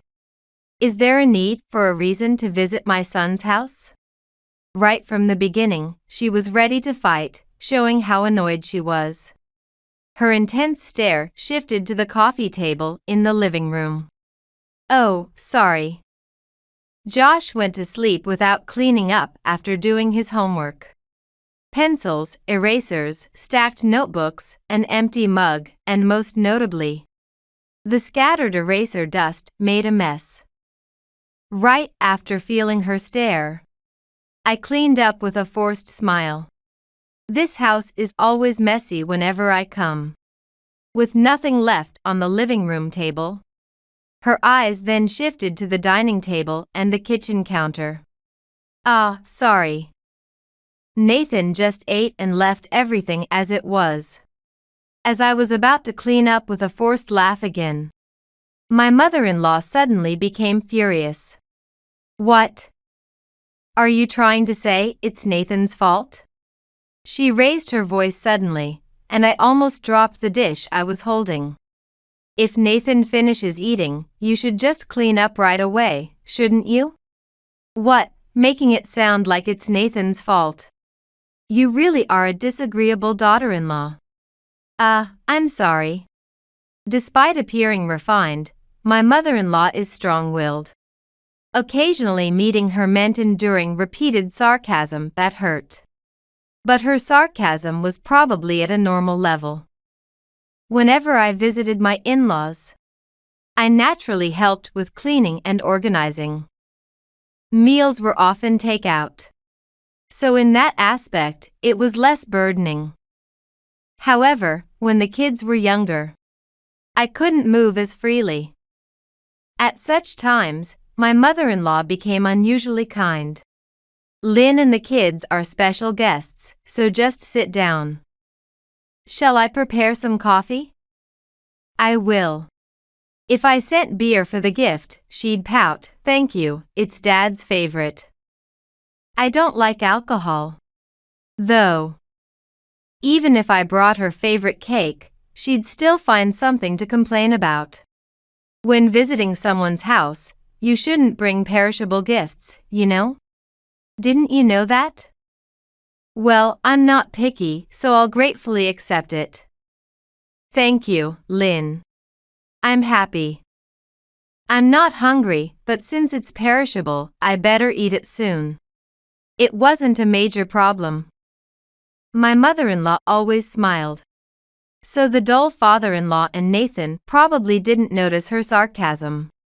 Moreover, direct sarcasm happened when Nathan and others weren't around. It's a common mother-in-law and daughter-in-law issue. Probably the same in every household. However, even minor sarcasms can accumulate into a significant burden. Basically, I'm not fond of my mother-in-law. Why did she come to our house so late at night? She brought a slightly large bag. Maybe she brought some gifts nearing their expiration. Anyway, I hoped she would finish her business and leave soon. Huh? Mom's here? Then Nathan, who had just gotten out of the shower, naively tilted his head, dripping wet in his underwear. Oh, is the shower free? I'll take one then. Lynn, could you please prepare a bath towel? A shower? Are you taking one? I was taken aback. Despite my rude demeanor, my mother-in-law furrowed her brows, but only for a moment. Sorry to trouble you while you're tired. My mother-in-law slightly bowed her head with a polite smile reserved for outside. Are you staying over tonight? When I timidly asked, my mother-in-law smiled even more warmly. Oh. Didn't I mention it at the beginning? Sorry about that. Yes, I'll be staying for a little while. I felt the blood drain from my face. A little while means not just tonight but possibly 2, 3 days, or even a week, 10 days. I was too scared to confirm with the smiling mother-in-law and just bit my lip in silence. The next day, the reason for my mother-in-law's stay was revealed. So, I won't go back until my husband reflects on his behavior. It seemed there had been a spat with my father-in-law. Apparently, a casual comment by my father-in-law asking her to wash the dishes had sparked the issue. So are you saying I look idle? How rude. My husband has never bothered with household stuff. The dishwashing was just a trigger. My mother-in-law had been harboring dissatisfaction with her husband. He can't even wash dishes properly, and his laundry skills are sloppy. Just aging uselessly, at over 70 years old he's really incompetent. And to think he managed to work at a company. My father-in-law had continued working as a consultant after his retirement, retiring completely at the age of 70. I thought he was living a relaxed life with my mother-in-law. However, since retiring, my mother-in-law has been burdening him with household chores. It's harsh to expect him to handle chores the same way the long-experienced mother-in-law did. Now, this nagging mother-in-law has come to our house. And there's no way she would stay quiet. From the day after she arrived, she began giving what she considered helpful advice. Lynn, you're not seriously considering bread for breakfast? That's not acceptable. You should have an egg in the morning. Eating egg and grilled sausage wakes up the brain and gets your motivation flowing. Think about your family's health. Despite her comments, I hadn't prepared egg and sausage for breakfast. Nathan and the kids are too rushed in the morning and prefer bread because it's quick to eat. Wait a minute. Lynn, are you planning to leave without cleaning? As I was about to leave for work, my mother-in-law stopped me with a fierce look. Household chores should be done in the morning. You can't use work as an excuse. I slept in this messy house for one night, and it was uncomfortable. Look, don't make guests uncomfortable. At least quickly clean up before you go. I wanted to scream impossible, but held back desperately. I would be late for work if this continued. I'll clean it up when I get back. Are you talking back to me? How awful, scary. What a strong-willed daughter-in-law. I had no time to deal with my mother-in-law. I rushed off to work. Perhaps she would clean the house on her own. I didn't want her opening drawers or closets and snooping around. Surprisingly, when I returned home early that evening, the house was still a mess. It seemed she hadn't touched anything, even though it was her son's home. My brief relief ended when it was clear she had thoroughly inspected everything. Lynn, come here. Look. There's dust in the corner of the room. Can you see all the hair that's fallen? And there are rolled-up socks under the sofa. These are Nathan's, aren't they? Isn't he having trouble because one is missing? My mother-in-law's interference didn't end there. Next, she dragged me into the kitchen. Nathan left the dishes from this morning sitting around. Look, that cup still has a noticeable coffee ring. If you leave dishes like this, all gooey with jam, won't it just invite bugs over?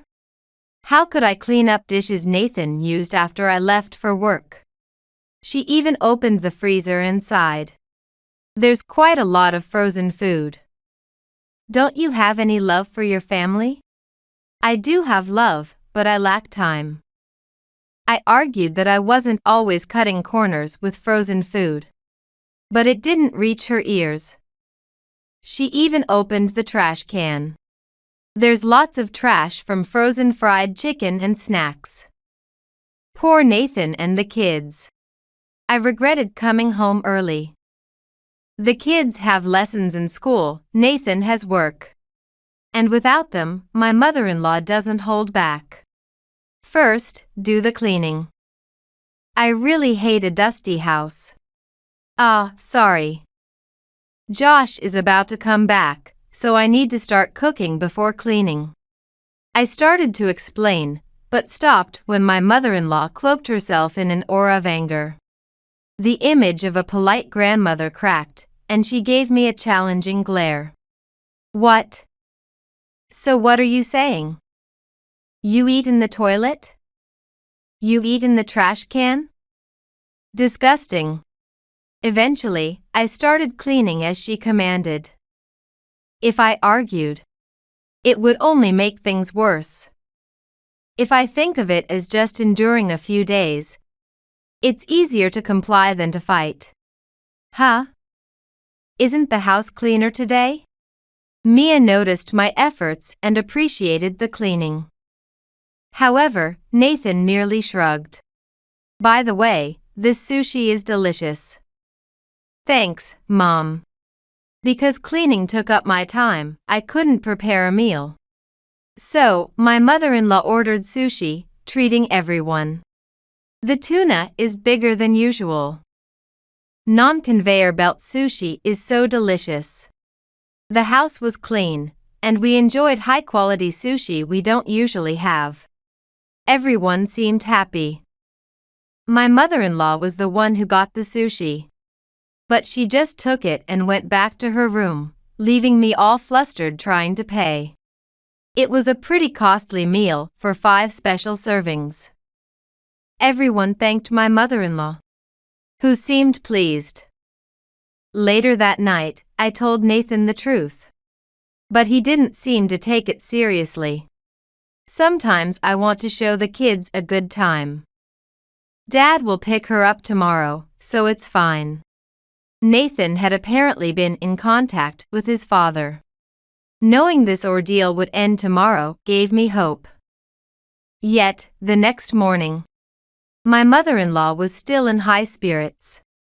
Lynn, I told you yesterday, but what's with the bread for breakfast again? I'm sorry, everyone here prefers bread in the morning.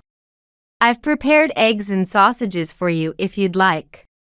My mother-in-law began eating the breakfast I made with a clearly displeased expression. Lynn, what about the chores? Do you even have time for them? She expected me to do laundry, vacuum, mop the floors, and, of course, clean the entrance and toilet in the morning.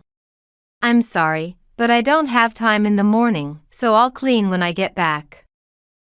I'm leaving now. Lynn. It's sunny today, so hang the blankets. And Nathan's meal is still there? Are you planning to leave the dishes until tonight again? I'm sorry. I don't have time. Thinking my mother-in-law would be gone today lightened my spirit.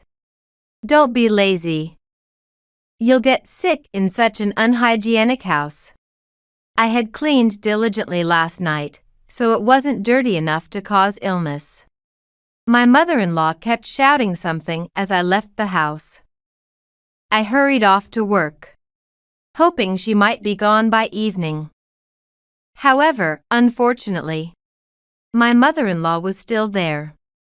The difference from yesterday was the delicious smell wafting through the house. Lynn, welcome back. You must be tired from work today. She greeted me with an even brighter smile. I couldn't straightforwardly reply, I'm home. Lynn, since you're too busy with work to properly manage housework and childcare, I've prepared dinner instead. Oh, don't worry about it. I'm staying in this house, after all. Let me at least cook as a way to thank you. My mother-in-law was overly nice to us, but it felt fake. Josh and Mia said they wanted to eat spaghetti with meat sauce, so I tried making it. There was a retort patch of meat sauce in the cupboard, but you know, I have time, right? So I made it from scratch. You're too busy to make it yourself, right? I hope everyone enjoys the homemade taste they're not used to. How can she be so full of sarcasm? Of course, I'm grateful she prepared the meal. But I couldn't bring myself to say thank you. Is Nathan going to be late tonight as well? Since Josh is hungry, let's eat first. Urged by my mother-in-law, the kids and I sat down at the dining table. Don't worry about helping, Lynn. You must be tired. Just sit down and wait. The good-natured mother-in-law was kind. She first served spaghetti with meat sauce to the children. Here's your portion, Lynn. Thank you. I too was handed spaghetti with meat sauce. It was thick with chunks of ground meat, steaming hot with white vapor rising. Wow, it looks delicious. I froze as I was about to comment on its delicious appearance. Huh? I rubbed my eyes with the back of my hand. What? Isn't something moving? I whispered quietly. It wasn't steam, the meat sauce itself seemed to be wriggling. Perhaps I was just tired, or my eyes were playing tricks on me. I blinked hard and looked up, only to meet the gaze of my mother-in-law looking down at me. Lynn, I hope you eat plenty of my delicious homemade cooking. The standing mother-in-law smiled with her chin lifted, her face shadowed and appearing ominous. Let's eat. Josh's energetic voice snapped me back to reality. Oh, I need a fork. Realizing she had no fork, Mia started to get up, but my mother-in-law, still with a serene smile, interceded. Oh, my apologies. Mia, you stay seated. Grandma will get it for you.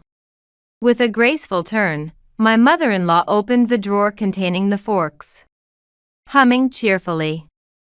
Now was my chance. My seat was next to my mother-in-law's. I quickly switched our plates. The children were right in front of me, but my body moved before I could think. Josh looked puzzled by the sudden action, while Mia, glancing at her phone, remained calm. Here you go, forks for everyone. My mother-in-law sat down and handed out forks to everyone. Now, Lynn, don't hesitate to enjoy. I made this with lots of love, especially for you since you work so hard. Oh, yes. Unaccustomed to the kind mother-in-law, I became awkward. She held the fork in her right hand and didn't take her eyes off me, clearly expecting something. I'll start eating now. She watched intently as I ate the spaghetti with meat sauce. It's hard to eat when someone stares like that. After making eye contact with my mother-in-law for 3 seconds, her shoulders jolted as she realized she had been staring too much. I was just worried whether my homemade food would suit your taste. It's like restaurant quality. With that strange excuse, my mother-in-law continued to watch me as she twirled her own spaghetti onto her fork and took a big bite. See, it's delicious. I do have a knack for cooking, huh? Spaghetti fell from my mother-in-law's mouth. Oh. Her face turned red, then quickly paled. The next moment, my mother-in-law was blown away. Eek. She bent double, as if in a cartoon, and seemed to be blown backward by a shock. Naturally, the children and I froze, too shocked to even reach out to help. My mother-in-law had flown back about 3 feet and was trembling on the floor. Bugs! Bugs! Her scream was ear-splitting. Just then, the living room door opened, and Nathan and my father-in-law appeared. What's going on? We heard a loud noise. What they saw must have seemed bizarre, my mother-in-law, teary and trembling, and the rest of us sitting normally at the table, unable to stand. My mother-in-law dragged herself to her father-in-law's feet. Bugs, bugs in the spaghetti. She pleaded desperately. Bugs? My father-in-law looked puzzled, then Mia reached for the spaghetti with meat sauce my mother-in-law had been eating. Without hesitation, she dug in and pulled out a bug. Yuck. A cockroach. Whoa, Mia. Don't touch such filthy things. Josh and Nathan recoiled from the disgust. The bug was covered in thick meat sauce. When Mia picked it up, its legs twitched slightly, as if it were on the brink of death. That's in my spaghetti? Why? How? Still confused, my mother-in-law pointed accusingly at me. Lynn. This is your doing. With a demonic expression, she hurled her anger at me. You put this in my spaghetti. Didn't you? How cruel. Even if it's just a toy bug. It's still shocking. You wanted to scare me. Clearly terrified, my mother-in-law cried tears of fury, looking every bit the victim. Suddenly cast as the villain without understanding why. I blurted out a trivial question in my confusion. Huh? What are you talking about? Wait, a toy? Is that a toy? The bug, dripping with greasy sauce, was too repulsive to look at directly. I had to close my eyes in refusal, but managed to catch a glimpse from the corner of my eye. Yeah, it's a toy. Mia casually wiped the oil off the bug with a tissue. What appeared was a wind-up toy, a nuisance pest crafted not very intricately. Something you might find at a dollar store. It's really a toy. Ah, thank goodness. Relieved it wasn't a real bug, I sighed, accidentally letting slip more than I intended. So, it was a toy in there. The meat sauce made by my mother-in-law seemed to move creepily, which was so disturbing that I inadvertently switched our plates. I'm sorry for startling you, mother-in-law. I had no idea there was such a toy in there. Right after I mentioned that, I kept my mouth closed, regretting my choice of words. Deciding to swap the food because it felt off was a rash decision. Huh, what did you just say? My father-in-law's voice was sharp. I'm sorry. I apologized immediately, but my father-in-law's eyebrows raised in anger. No, I don't want you to apologize to Lynn. Are you saying that the toy bug was planted in the meat sauce my wife made? His anger was directed at my mother-in-law. What have you done to Lynn? His voice boomed, heightening the tension. No, why? I didn't do it. Lynn is lying. After all, the plate that was tampered with was mine, right? I'm the actual victim here. So, it must have been Lynn. While stuttering, my mother-in-law tried to assert her innocence. However, Mia dangled the toy bug and asked, Then why did you know from the start that this was a toy? It was almost buried in the meat sauce, and it's not easy to tell at a glance. Everyone else thought it was a real bug. That's because, you see? If you were the one who planted it, you'd obviously know, right? My mother-in-law bit her lip as Mia's indifferent questioning continued. The atmosphere was stifling. I didn't do it. I didn't do it. While being glared at by Mia, my father-in-law, and me. My mother-in-law kept insisting on her innocence, albeit in a whisper. That's it. Josh's voice broke the tense atmosphere. He clapped his hands as if he had an idea. Let's take fingerprints. Suddenly, it was like a detective game was starting. Josh had researched fingerprints for a summer project, using cosmetic powder to easily lift prints at home. If we examine the fingerprints on this toy bug, the culprit will be clear. If we find fingerprints different from my sister's, those will be the criminals. My mother-in-law sprang up as Josh was about to take action, snatching the toy bug from Mia's hands. Fingerprints? Such a big deal for nothing. While saying this, she frantically touched the creepy toy, clearly trying to tamper with potential evidence.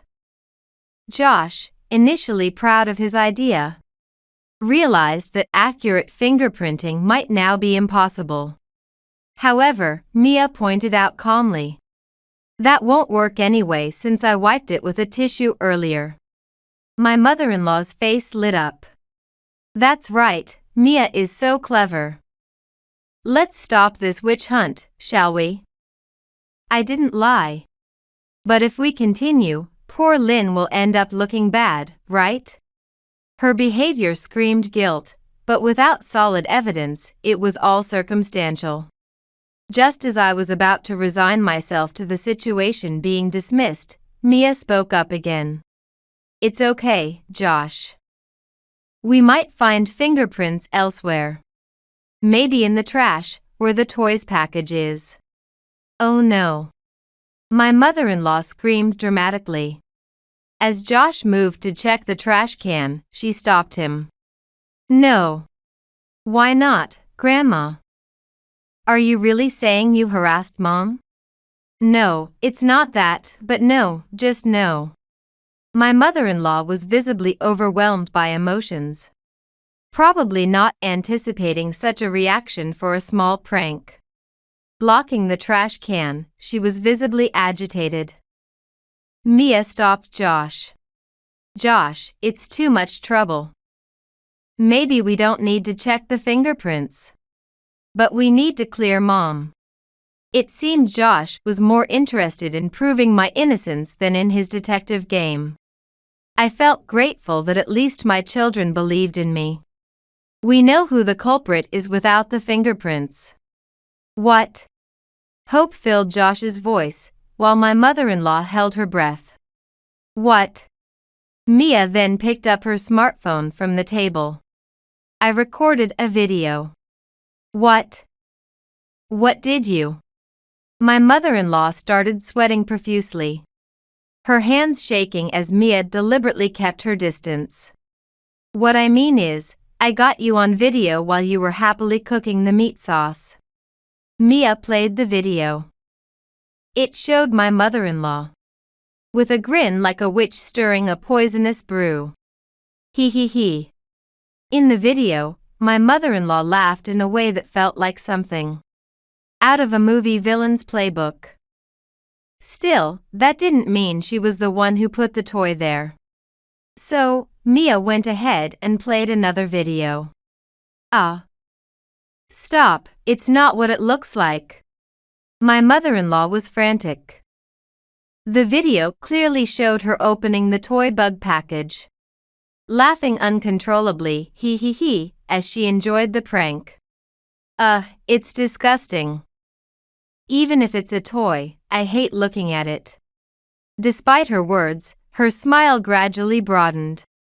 If this creepy toy had crawled out of the delicious spaghetti, Lynn, I wonder what face you would make. You might even faint from the surprise. "Ah, I can't wait." Holding the disgusting toy and giggling gleefully, my mother-in-law was in high spirits. That's when Mia stopped the video. I also recorded her playing with the toy. "And after Grandma served the spaghetti to everyone, I filmed your plate, Mom, where it seemed like something was moving. Want to see?" "I don't want to see." My mother-in-law screamed immediately. "Really? Well, I guess this is enough evidence then." Caught off guard by her granddaughter's relentless attack, my mother-in-law was at a loss. Embarrassment, anger, and shame oozed out of her as she covered her face and started crying. No one comforted her as she curled up and sobbed. Everyone just looked down on her pitiful back. "I've known for a long time that Grandma has always been sniping at you, Mom. It was suspicious when Grandma, who never did anything when she came over, suddenly started cooking meals. I mean, her face was obviously up to something.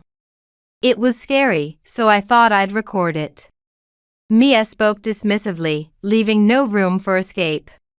Crying, the grandmother couldn't be let off just because she was pitiful. And my father-in-law firmly made her stand up. "What were you thinking doing such a thing?" My mother-in-law was in tears, glaring at me with pure hatred.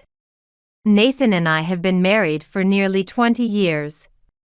And you could see all the resentment she's been carrying around. Because you're too arrogant for just a daughter-in-law. Neglecting to take care of Nathan because you're working. Even the house. It's still messy even after you clean it. I feel sorry for Nathan. Having been a housewife all her life. My mother-in-law seemed to think I was slacking off by using work as an excuse. I wanted to teach you that the house is so dirty that bugs could get into the food.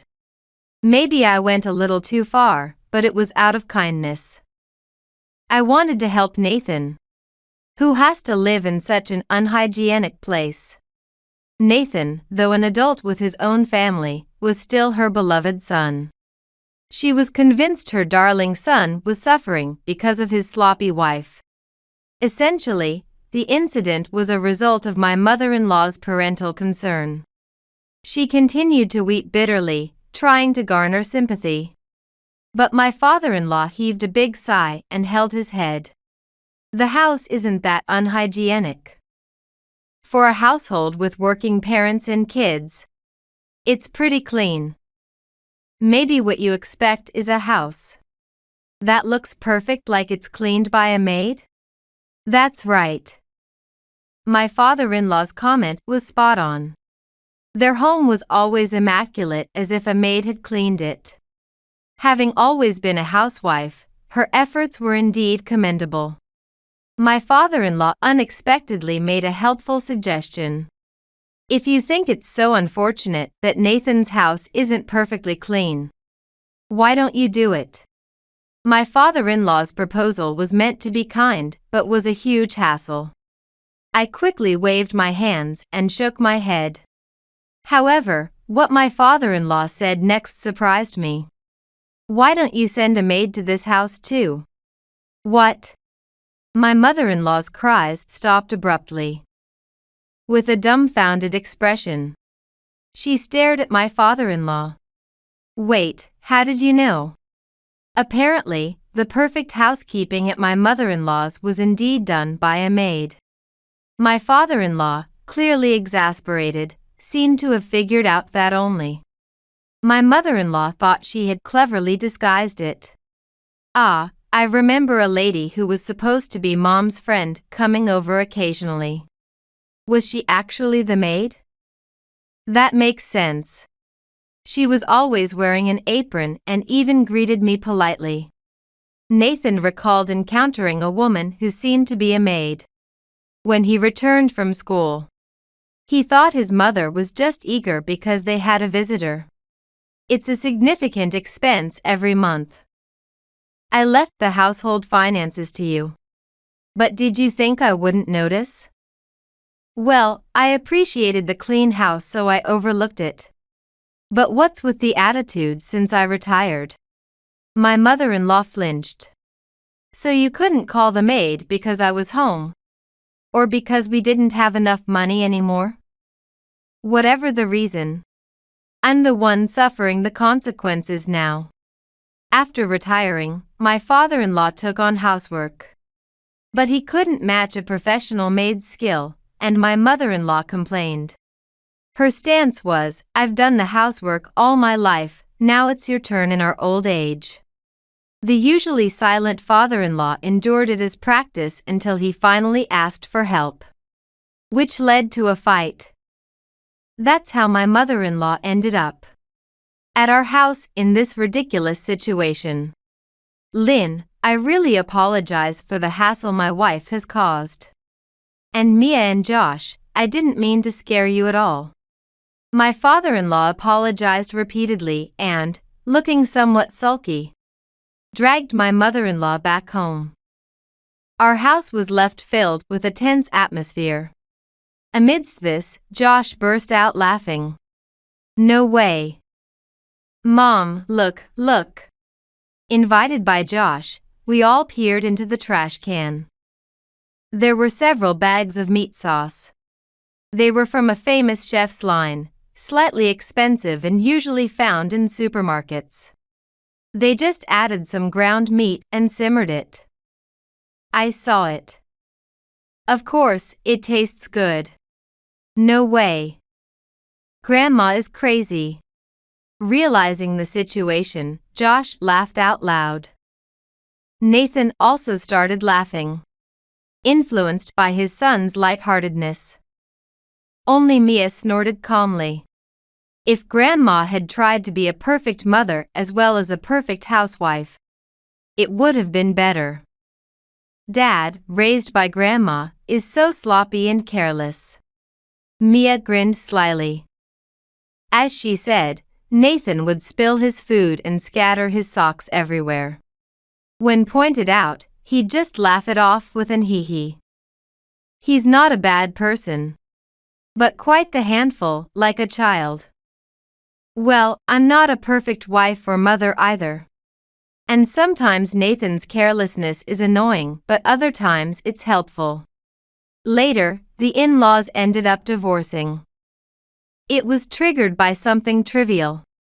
But my mother-in-law insisted I did nothing wrong. And no constructive discussion could happen, leading to the worst outcome. Why? Why a divorce? I have devoted my life to my family. Hiring a maid was an effort to keep the house proper. It was for the sake of my husband Nathan. I did nothing wrong. If only she had sincerely apologized and cooperated with my father-in-law, their future might have been different.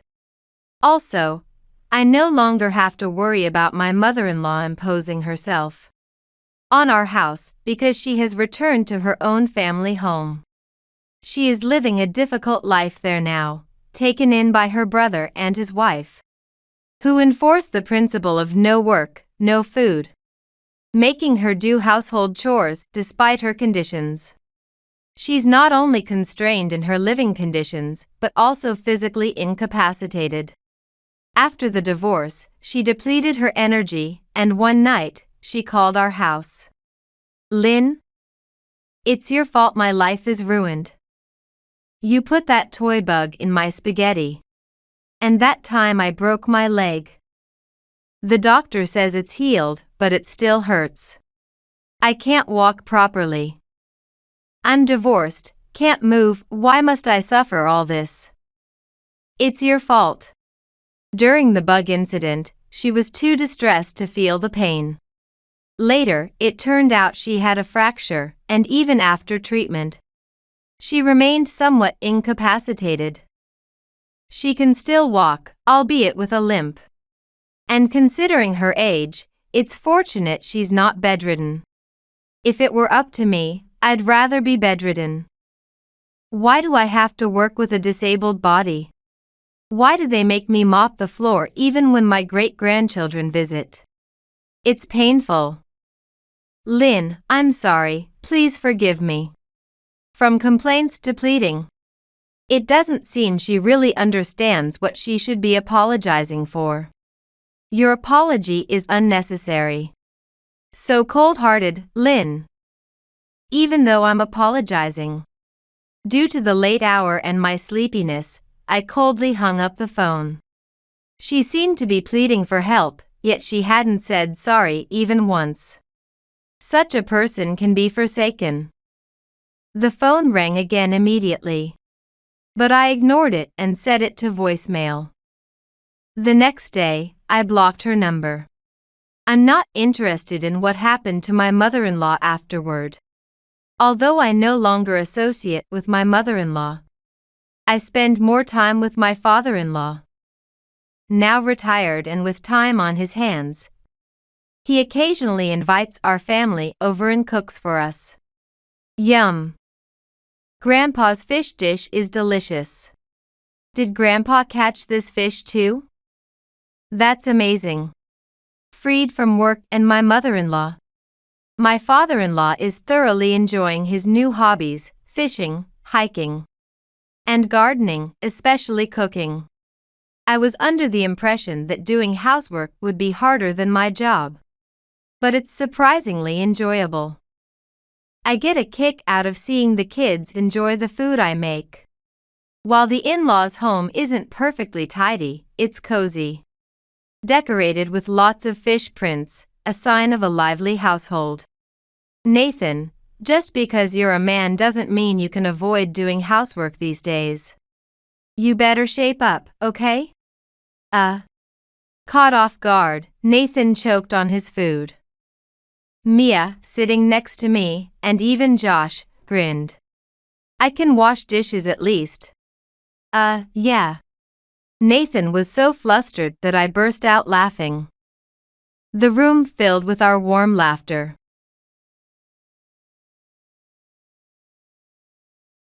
I'm on a trip.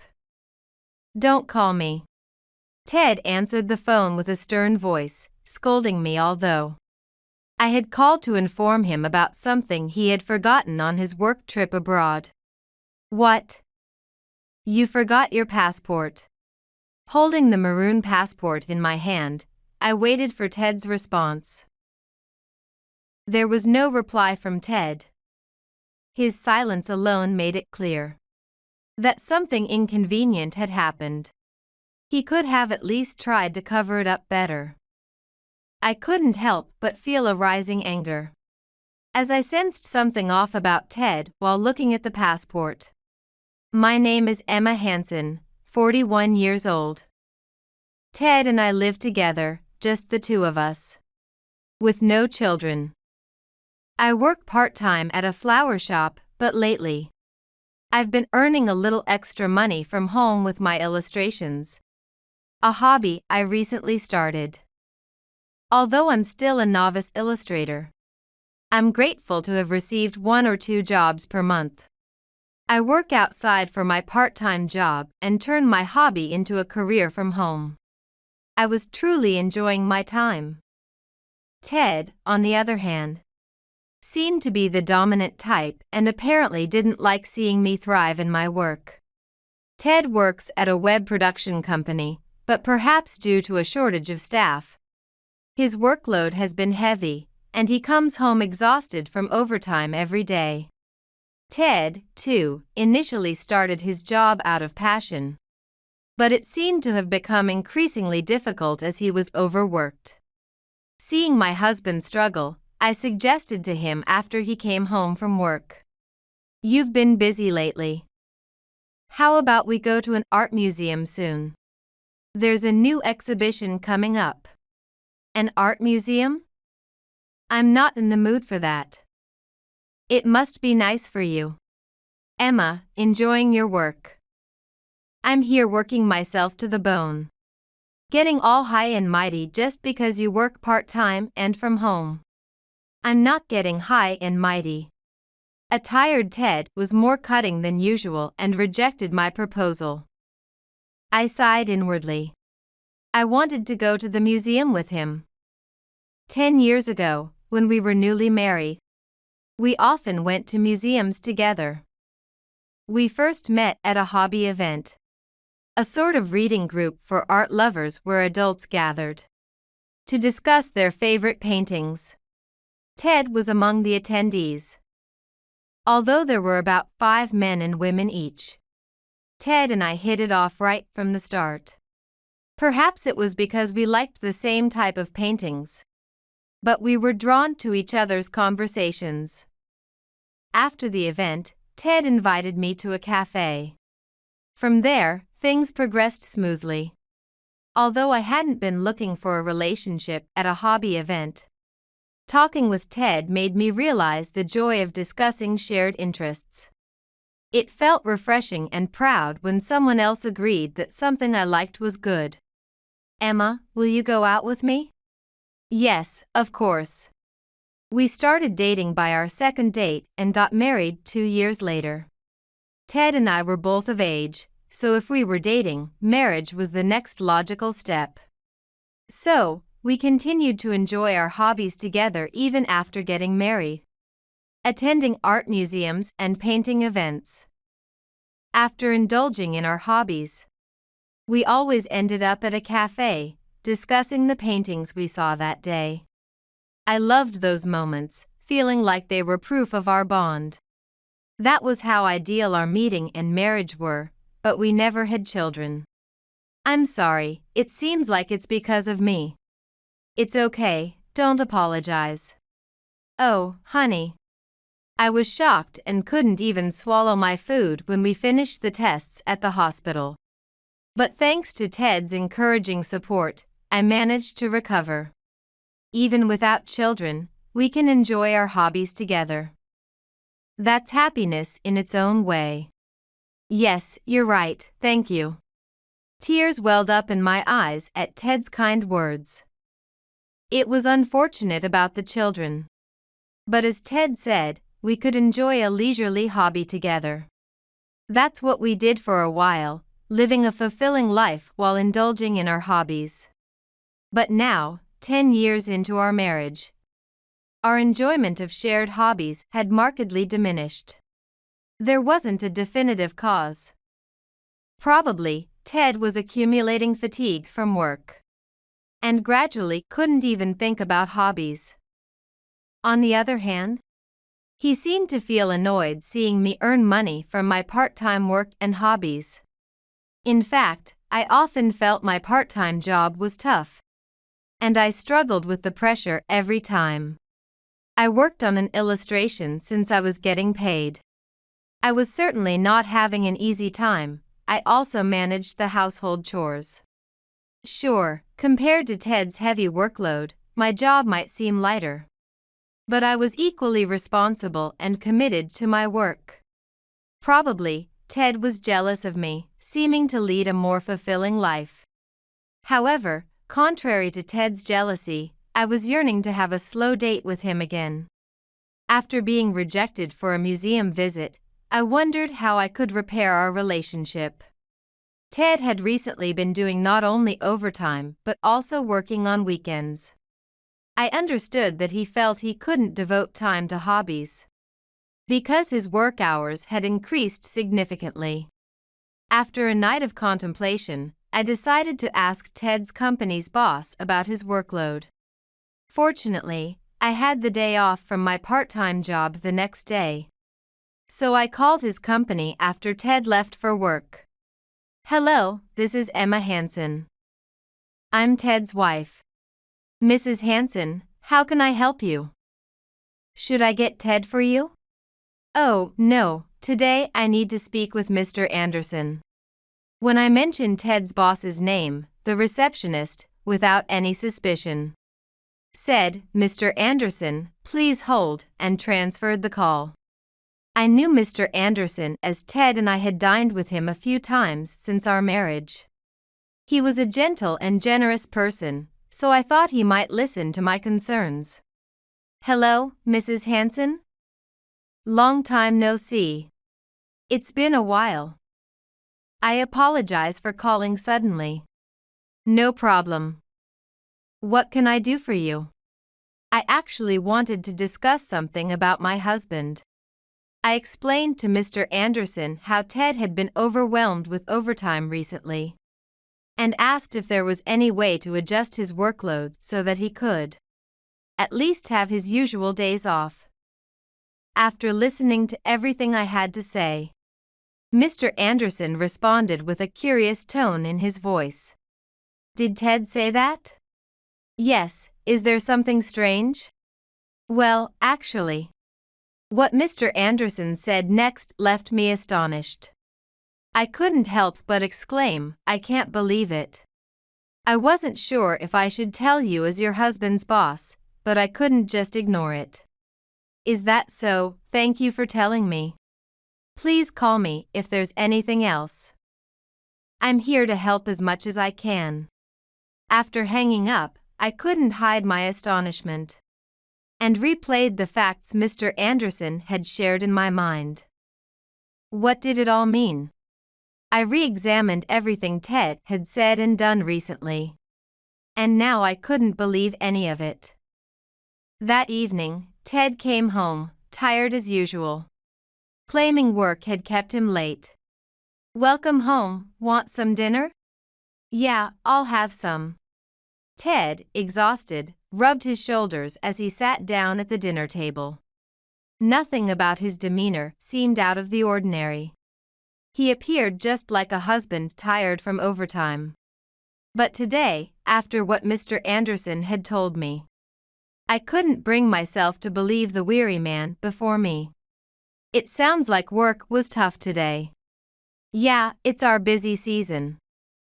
We've got a lot of orders coming in. That's tough, but isn't it good, too?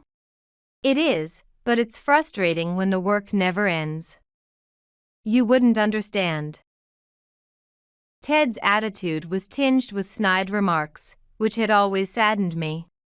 But today they only made me angry. He likely had no idea that I was doubting his stories. He quietly started eating the dinner I had prepared. By the way, I'm going overseas for a company trip this weekend. Overseas? I hadn't heard about that. The weekend was just 3 days away. If it was a trip abroad, shouldn't there be preparations to make? What about packing? And was his passport even up to date? I forgot to tell you because I've been so busy. Really, when will you be back? I think it's a 4-day trip, so mid-next week. After that, Ted resumed eating quietly, thinking he had shared everything he needed to. Once Ted had fallen asleep, exhaustion washed over me. Ted was probably lying. That night, I barely slept, consumed with suspicions. The next day, I called his company again to ask Mr. Anderson about the overseas trip. As I suspected, Ted was lying. The anger coursed through me as I realized this. I wouldn't let Ted get away with this any longer. I began to plot how to confront him.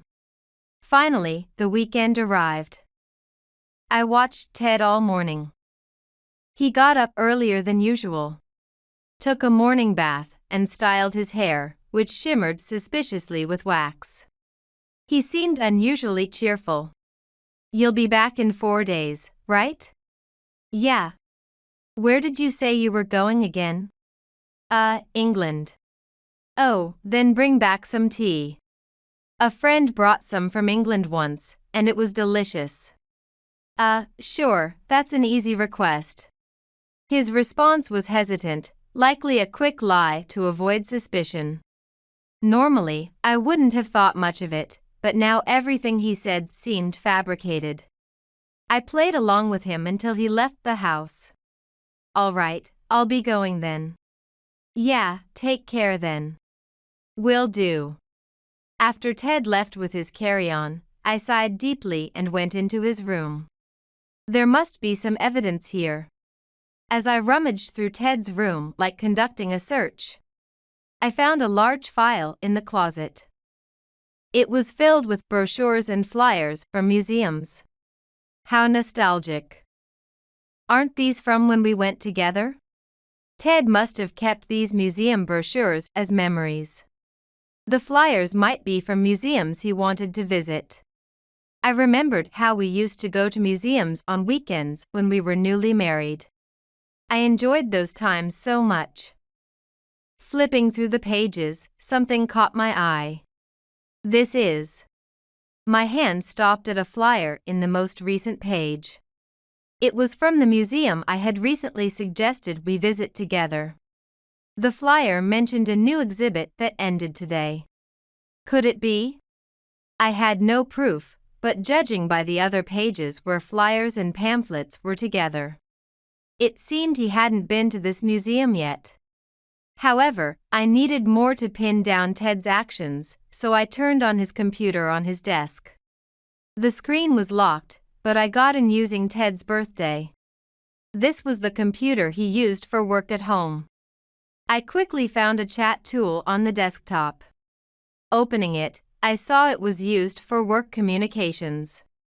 Peeking into his personal chats might seem distasteful, but I was past caring. Bingo. Finding the conversation with a certain person confirmed my suspicions. I hadn't expected to find evidence so easily. Ted had underestimated me. He never imagined I'd look through his home computer. I took photos of the chat screen with my phone and closed the computer. With evidence in hand, I hurried to prepare to leave. I felt like a video game hero about to face the final boss. I wasn't sure if I could defeat my usually domineering husband, and honestly, I was nervous. But I had to act, or I'd regret it later. Oh. As I was about to leave, I entered Ted's room again and noticed his passport on the shelf. Really, leaving your passport here was a mistake, wasn't it? Even a lie would be obvious if the passport was left at home. With a sigh at Ted's carelessness, I tucked the passport into my bag. Well, time to go. I left my home and headed to a certain place. After about a 30-minute train ride, I arrived at the nearest station to my destination and then walked for another 10 minutes. How nostalgic. I used to come here so often. I had arrived at the museum. Needless to say, it was the museum I had invited Ted to. I had secretly taken a flyer from Ted's room, which was filed away, and brought it with me. I bought an entrance ticket and entered the museum alone. When was the last time I entered a museum? I rarely came alone, as I usually visited with Ted. Once inside, I found that viewing the exhibits alone was quite enjoyable.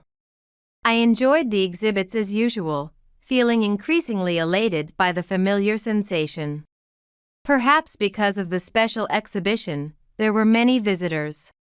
And I was happy to see so many people appreciating art. How long had I been viewing the exhibits?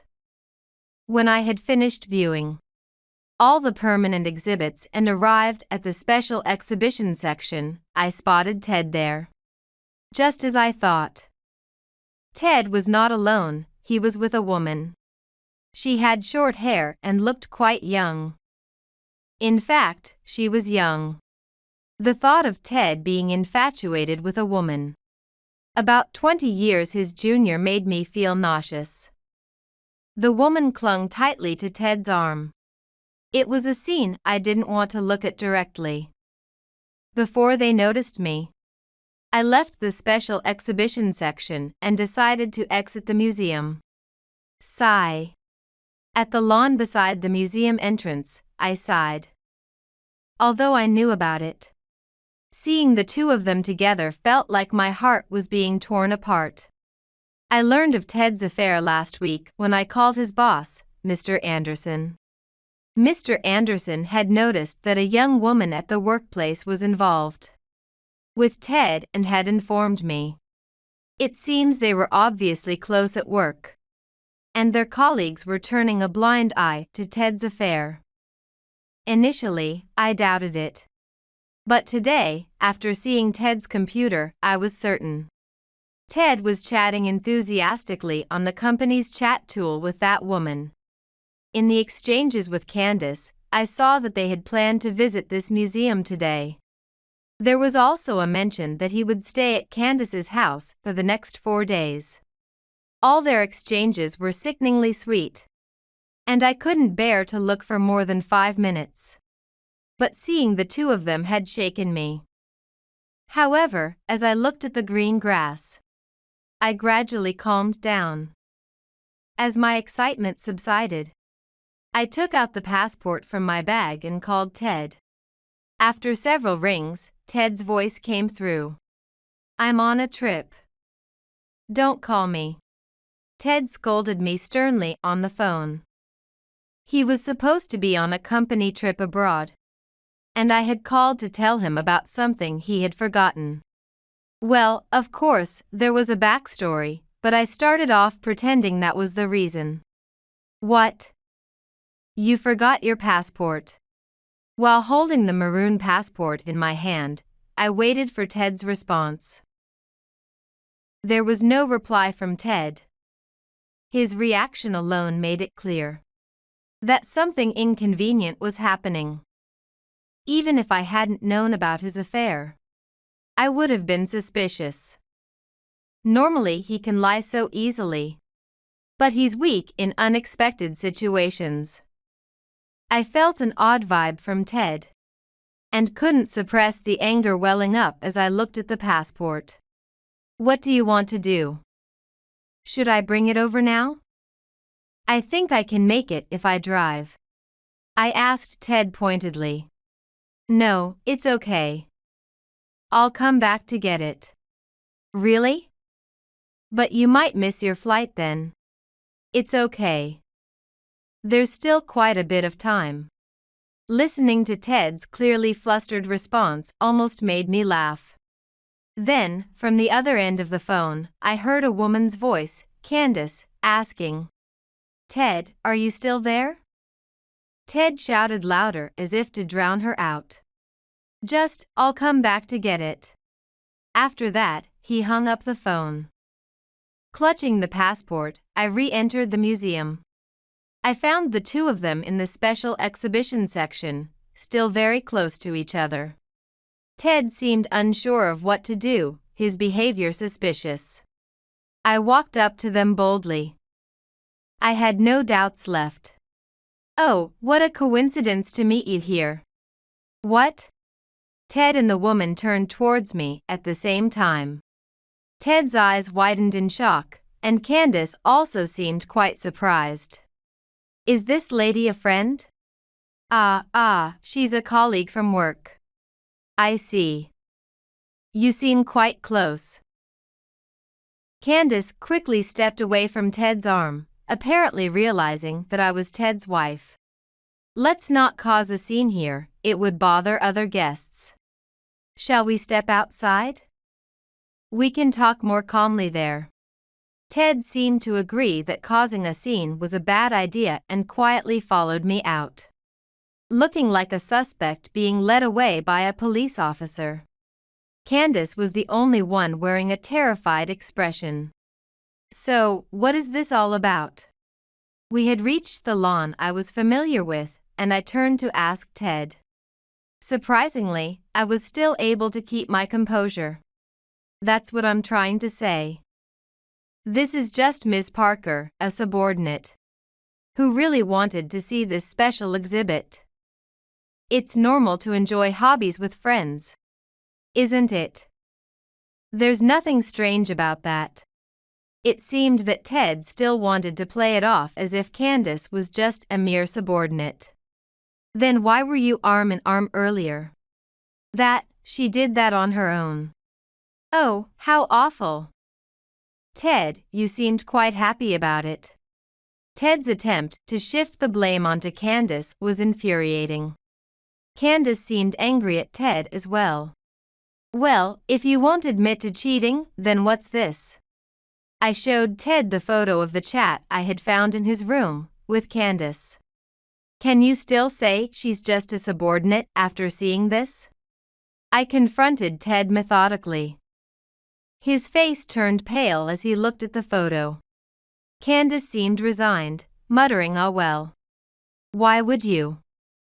Snooping on someone's computer is low." As Ted ran out of escape routes, he cursed and tried to make me out to be the villain. What was going on in his head? Was he really trying to claim moral high ground with such a childish argument? You know, aren't you embarrassed saying that? I wouldn't normally do this either. It's because you've been acting suspiciously. What's worse, looking at someone's computer or cheating with a younger woman? Even a child could tell which is worse. But you're at fault too. I come home tired, and you don't even try to care.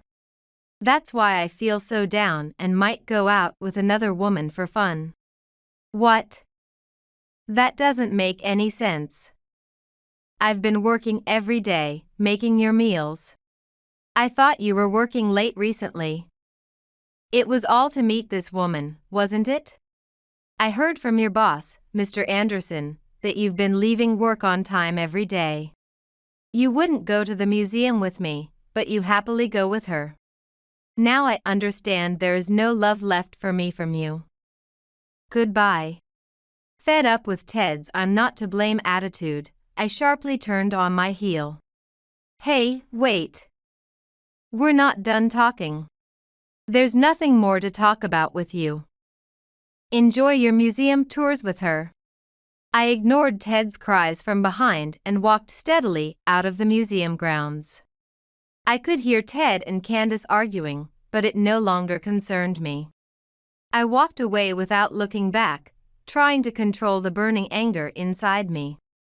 Ready to step into a new phase of my life. Later, I sent divorce papers to Ted, who had returned to his parents' home, and had him file them.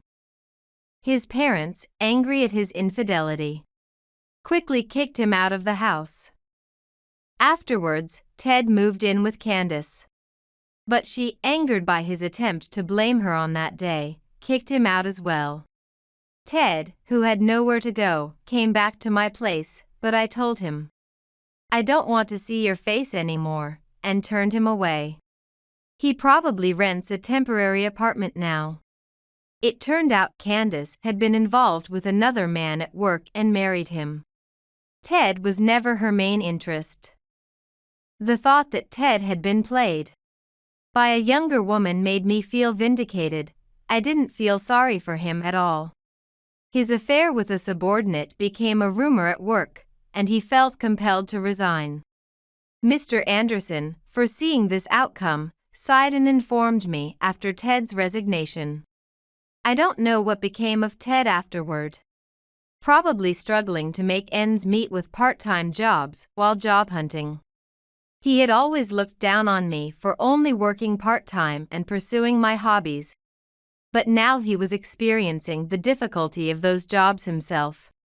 I imagined his future life to be challenging, feeling as if it were someone else's issue.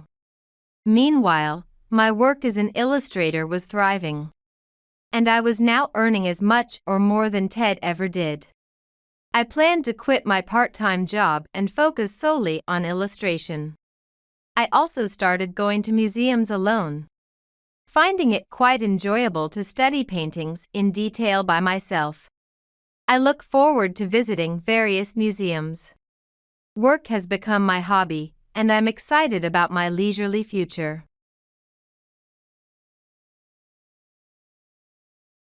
There are no tickets for the stranger. Too bad. Take care of the house while we're gone, okay? Grinning, my mother-in-law and my sister-in-law. My father-in-law also smirks in his usual sleazy grin. My husband just stays quiet, like he always does. They are such awful people. I got it myself, so it's all good. I've seen right through these people. Seeing me with the flight tickets. All four of them are stunned. Leaving my pathetic husband and his family behind, I head to the boarding process. My name is Denise. I'm 32 years old. I lost my parents in an accident when I was in middle school and was taken in by distant relatives. Living a life that wouldn't disgrace my parents in heaven has always been my motto. I've always paved my own way and achieved decent results.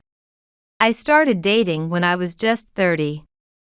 Andrew was gentle and friendly, the opposite of me. But surprisingly, we got along well. I wanted to experience familial happiness. That led me to marry Andrew after a year of dating. However, I hid something because I wanted a relationship that wasn't about wealth or status. After we registered our marriage, Andrew hesitantly made a request. "Denise, I have something I want to discuss. You want to live with your parents, right? How did you know?" "I can tell even if you don't say it. Andrew can't stand up to his parents, and he's unreliable when it matters most." I knew he had been pressured by his parents to live with them after our marriage. I heard his sister lived there too. Just what I expected. Always ready to take on a challenge, I accepted living with his parents and sister, not knowing how tough it would be or how much I would regret it. There are all sorts of people in the world. Kind people, angry people, competitive people. My mother-in-law Susan, father-in-law Richard, and sister-in-law Patty were all spiteful. Especially my mother-in-law. I wanted to ask if she had some grudge against me, as she seemed to see me as an enemy. It's unbelievable that such a devious and arrogant person exists. Oh, how unpleasant. Can't you be more pleasant to your in-laws? I was always smiling, you know? I'm sorry, Mother. I'm not good at forced smiles. It's just my personality, please forgive me. If I say this, you say that. What a terrible daughter-in-law I've got, really. What do you even do? What are you always doing in your room? I'm looking at my computer screen. As long as I can make phone calls and send emails, my work doesn't depend on the place. Hearing this, Susan called me a slacker. According to her, my work is no different from playing. She seems so old-fashioned. She doesn't even know what remote work is. She even says that people who don't work up a sweat outside are worthless. Leaning entirely on Andrew's income, aren't you ashamed? You parasite. That's not true. I do work. It might not involve much sweating, but it's still important. You sure talk big. A lazy wife like you doesn't suit Andrew. Endless insults flew from Susan's mouth. Just 1 week into our living together, I was already disheartened. I never thought I would be tormented this much. Where had that smiling Susan gone when I visited to announce our marriage? She must have been pretending until I fell into the trap. I can only think it was such a drastic change. Susan imposed the rules of the house on me. A daughter-in-law should wake up at 4 a.m. and start the chores. Have breakfast alone in the kitchen. Never skip cleaning the yard. Always greet the neighbors first. Always use fresh ingredients. Don't forget to go shopping frequently. My job is flexible enough, but it would be tough for anyone who isn't a stay-at-home mom. Any slight defiance or mistake, and she would scream at me. Turn on the hot water again. I told you to do the dishes with cold water. I can't do that, it's too cold. Please let me use hot water. How dare you say that as a daughter-in-law? Follow the rules of the house where you've come. When in Rome, do as the Romans do. Can't you just listen to me? Susan would quickly get angry and raise her voice. She's so shrill. It's like dealing with a monkey. She thoroughly treated me as a stranger, and didn't try to include me in the family. She always tried to put me down, showing me my place. Shortly after we got married, my birthday came. But even then Susan scoffed. Oh really, it's your birthday? But well, you're not really family. So no need for celebrations, right? It seemed Susan had influenced Andrew, as there was no present from him either. Used continuously from morning till night without praise or care. Both mentally and physically tougher than my usual work. That's the role of a daughter-in-law.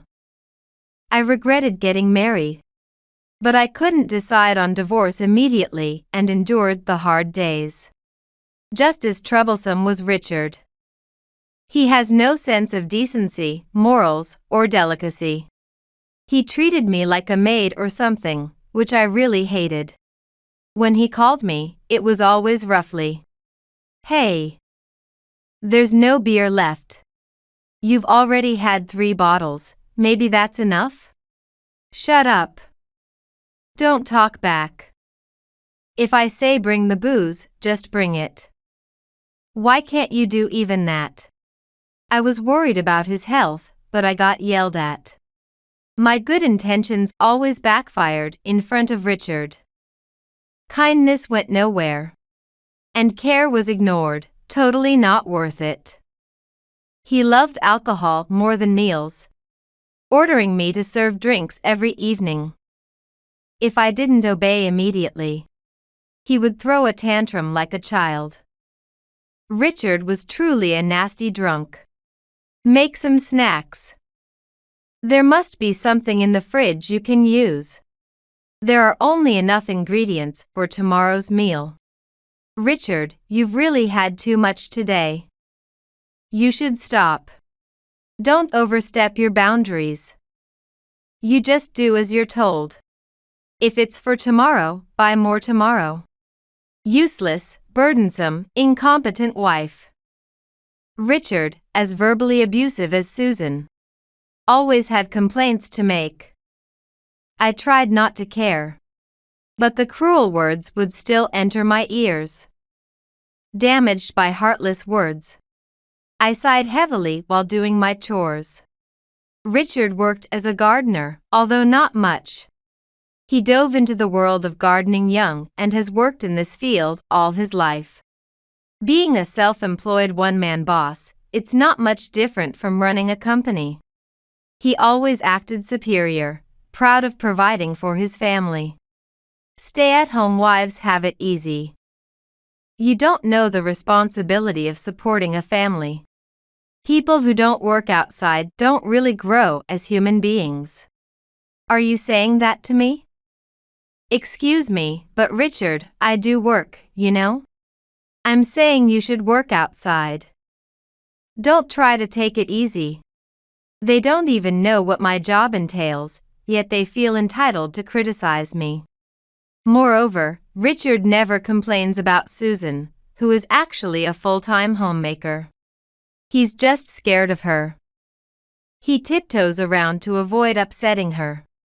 That's exactly like Andrew. They're definitely related, and it's just appalling. Richard's hobby is golf. I'm even forced to clean his equipment. Polishing golf clubs, washing gloves. He should manage his own hobby gear. It's really too much. Because of this, my workload has increased, and I often end up sleeping late on weekends. Speaking of late, my bath time is always last. It's the only time I can truly relax alone. Yet, there's someone who disrupts this peaceful moment. It's Richard. I don't even want to imagine what he's doing in the changing room. When he pretends to be drunk. When I hesitantly step out of the bath, my clothes are sometimes messed up. It's possible that Richard has seen, or even touched my underwear. I have protested many times. Richard, I've told you not to come into the changing room while I'm bathing, haven't I? What? Why should I care about that? It's my house.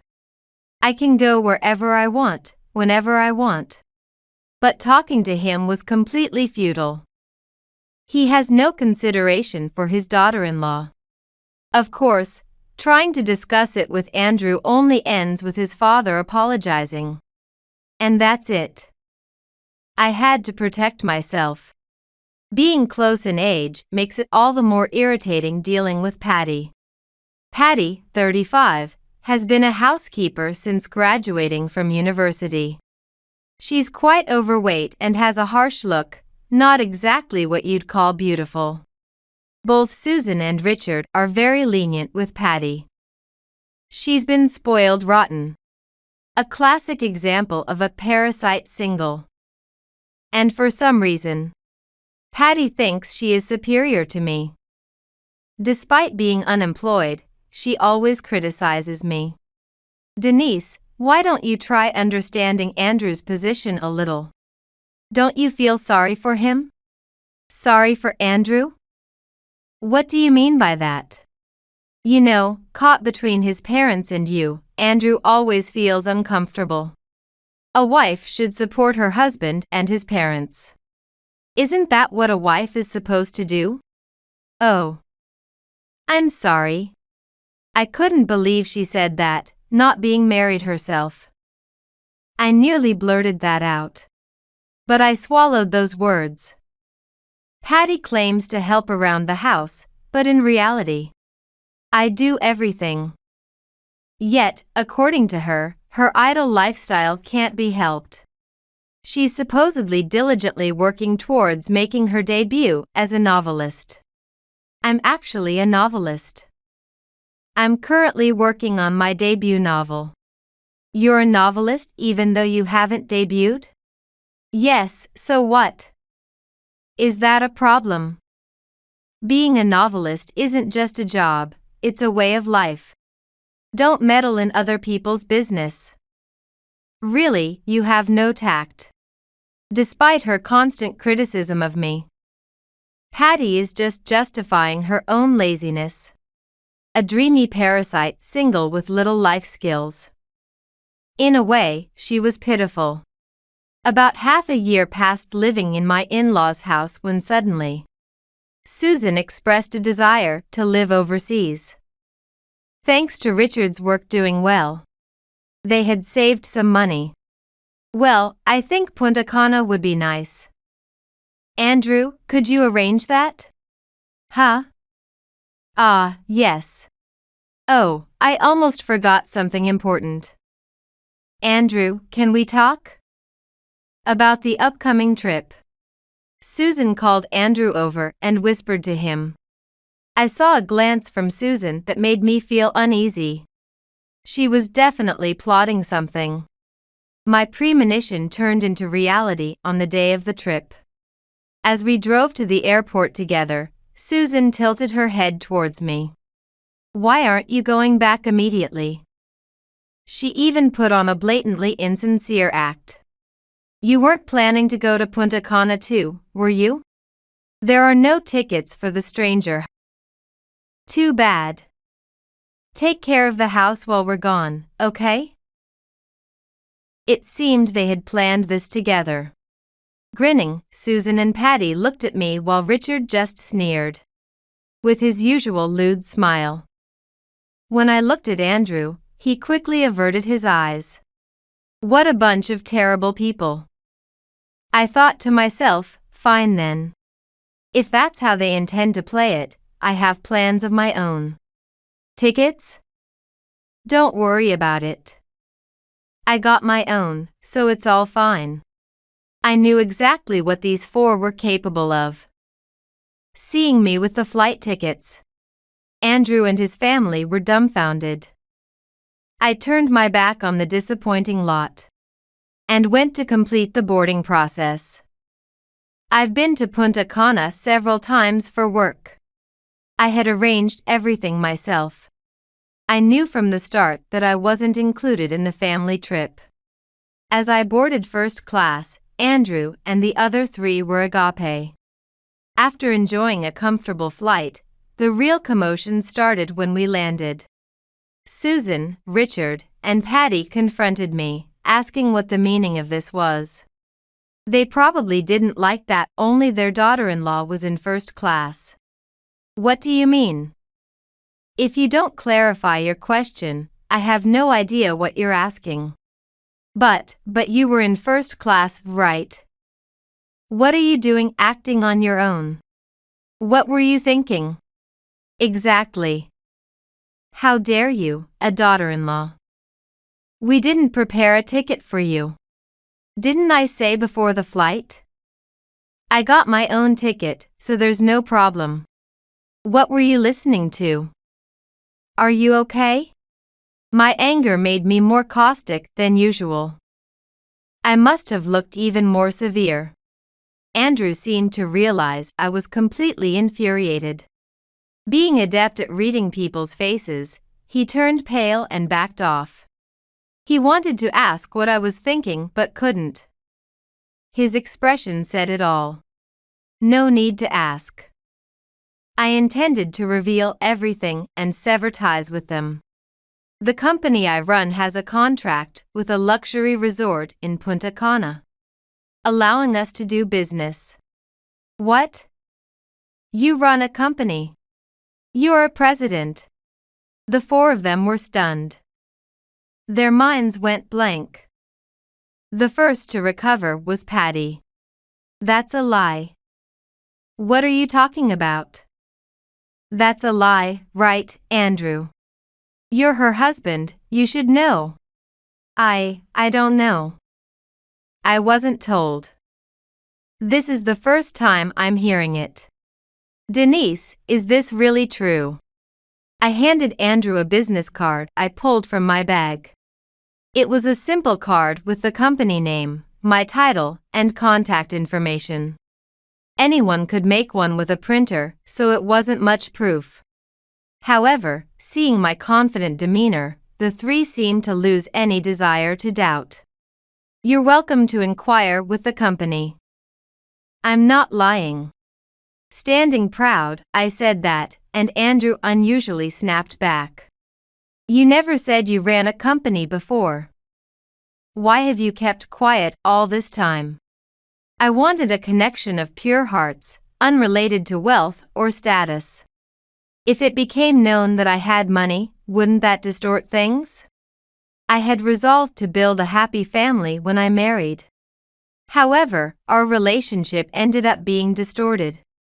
Mainly due to the awful nature of your family. Connecting with these people was a mistake. I should never have married Andrew in the first place. I am truly regretting it now. You've always looked down on me, but I was actually the president of a company. You just couldn't accept that. Susan shook her head. Impossible. That's a lie. You've been deceived. She mutters under her breath while glaring at me. You're mocking us, aren't you? You're angry because you were left out. And now you're lying about it. Am I wrong? What kind of company is it anyway? It's a company that deals with the import and export of luxury furniture and interior goods. But what about it? Thanks to that, the business is doing well and it's profitable. Not that it's any of your concern. Even to your partner, me? Partner. I couldn't help but burst out laughing. It might be the funniest thing I've heard all year. After all the times he's ignored me. Only now does he call himself a partner, how audacious. It's very convenient for you. Andrew, what were you doing while I was being harassed? By your father and mother? Instead of helping me, you ignored it all, didn't you? Ah, well, that's... You were afraid of getting scolded by them for defending me, weren't you? You abandoned your wife and sided with the stronger party. That's really the worst. I'm sorry. Andrew slumps and looks down despondently. What a pitiful sight. It stirs up a feeling of disgust in me. I confronted him with a significant decision. I'm divorcing you. Sign the divorce papers as soon as we return. What? Why are you surprised? There were many chances to help me, but you ignored them all. Do you think a woman wants to stay married to a man like that? Andrew was silenced by my words, seemingly at a loss for words. On the other hand, Richard, Susan, and Patty seemed eager to argue. If I am the president, they think they can benefit from my income. The greed in their eyes and attitudes made me feel nauseous. Wait. I'm sorry. Denise, please calm down and listen. I owe you an apology. I've been harsh on you, and I'm sorry for that. Excuse me? You think I can forgive you just because you apologize now? Please let me apologize. I'm really sorry for everything. But, you know, I didn't mean any harm. I was just testing you. What? What is she suddenly talking about? Both Richard and Patty seem shocked by Susan's sudden change. It's clear she's trying to ingratiate herself. But I decided to hear her out to the end. I've said before that you weren't suitable for Andrew. Until now, I was under the impression that you weren't working. I was completely wrong. Oh, you admit your mistake candidly, do you? Of course. Letting the husband work outside while the wife lazes around. At home, I think that's wrong, so I was trying to motivate you. But that was unnecessary. Are you trying to say you were just trying to educate me, your daughter-in-law? With good intentions? What a blatant lie. How can I believe such words? Right now, Susan isn't looking at me. She's eyeing the substantial wealth I might possess. Probably thinking of siphoning it through Andrew. She can't afford to let me go through with the divorce now. So, you change your tune as soon as you find out I have money. How shameful. Look, even Richard and Patty are shocked. Don't you think you lack integrity? You think I'm after your money? That's not it at all. I'm Andrew's mother. And by marriage, I'm your mother too. Parents wish for their child's happiness, don't they? That's why. That's why you were harsh with me? Calling me a parasite that was out of parental love? You clearly told me on my birthday that I'm not really part of the family. So no celebration is necessary, right? And about the airline tickets. There are no tickets for the stranger. Susan laughed. If that wasn't harassment directed at a daughter-in-law, what is? When I brought this up, she finally shut her mouth. Apparently, she couldn't think of an excuse. Frustration was evident on her face. As you think, I do have an income and wealth above the average person. If we had been a happy family, I would have surely shared that wealth with everyone. We could have bought a large house in the suburbs and lived as a two-generation family. I could have invited them to my vacation home in Punta Cana for a vacation. We could have shared many enjoyable experiences. But that was a pipe dream. The family I married into was far from harmonious. But unfortunately, you treated me as a stranger. I'm divorcing you. And I'll become a true stranger. From now on, I have nothing to do with you. Don't say that. Andrew, say something. Apologize to Denise. Try to keep her. Well.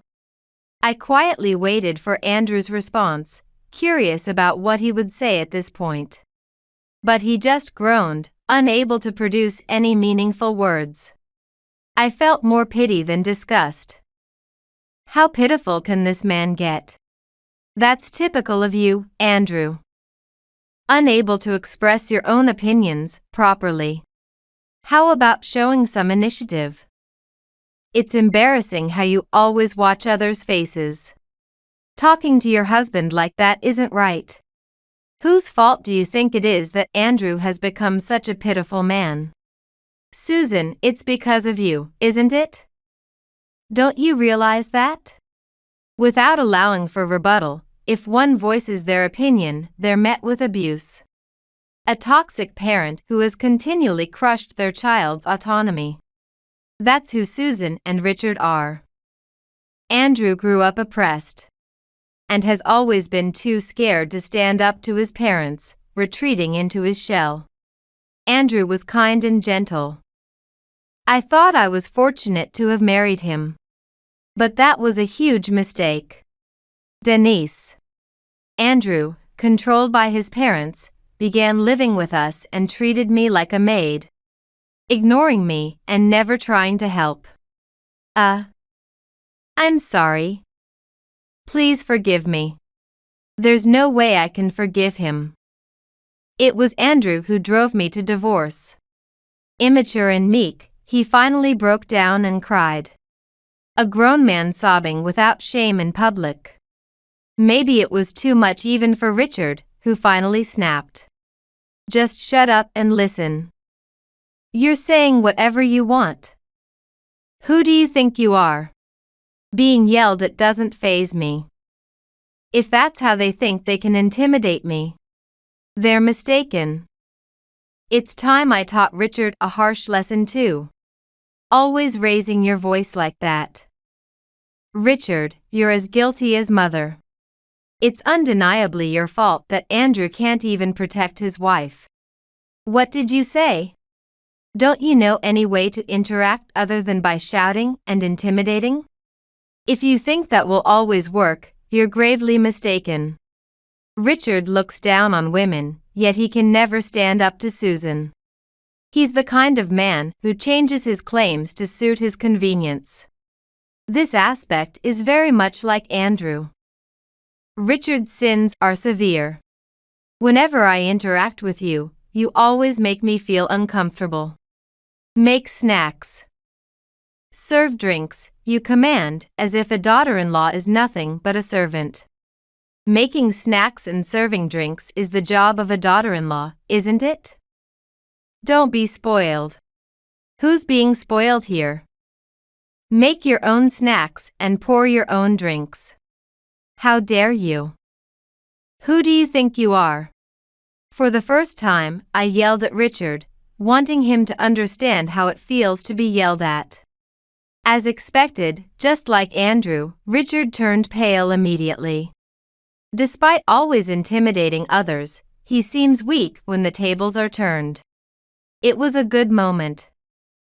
I decided to silence Richard with my trump card. Also, Richard, you come into the changing room while I'm bathing. Touching and sniffing my underwear, don't you?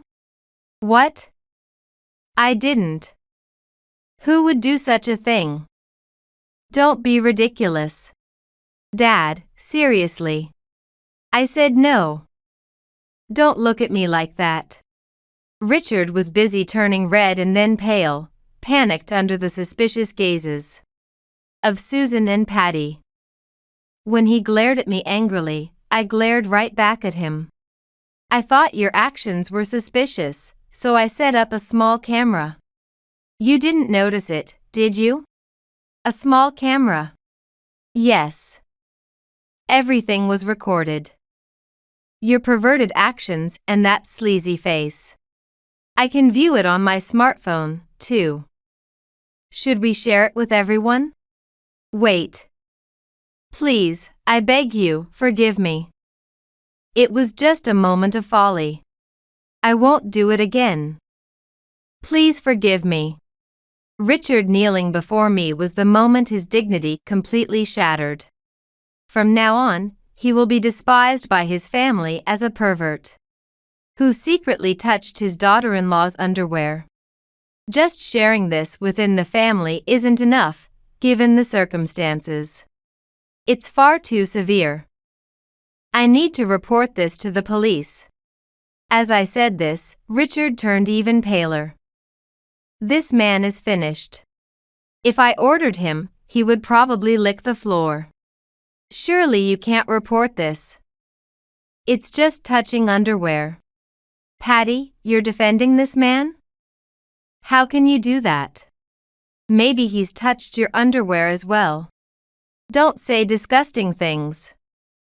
You're getting too carried away. Saying whatever you want whenever you want. Yes, I will say what I need to. And to you, Patty. You defend your father because he's your only source of income, right? That's why, isn't it? Parasite single. My words seemed to strike her hard. Overwhelmed by anger, Patty's face lost color. But she couldn't argue back. Being a parasite single is the truth. Without marrying or getting a job, you're over 30 and still living off your parents. Lost in your delusions. Patty, that's you. Stop it. Just stop.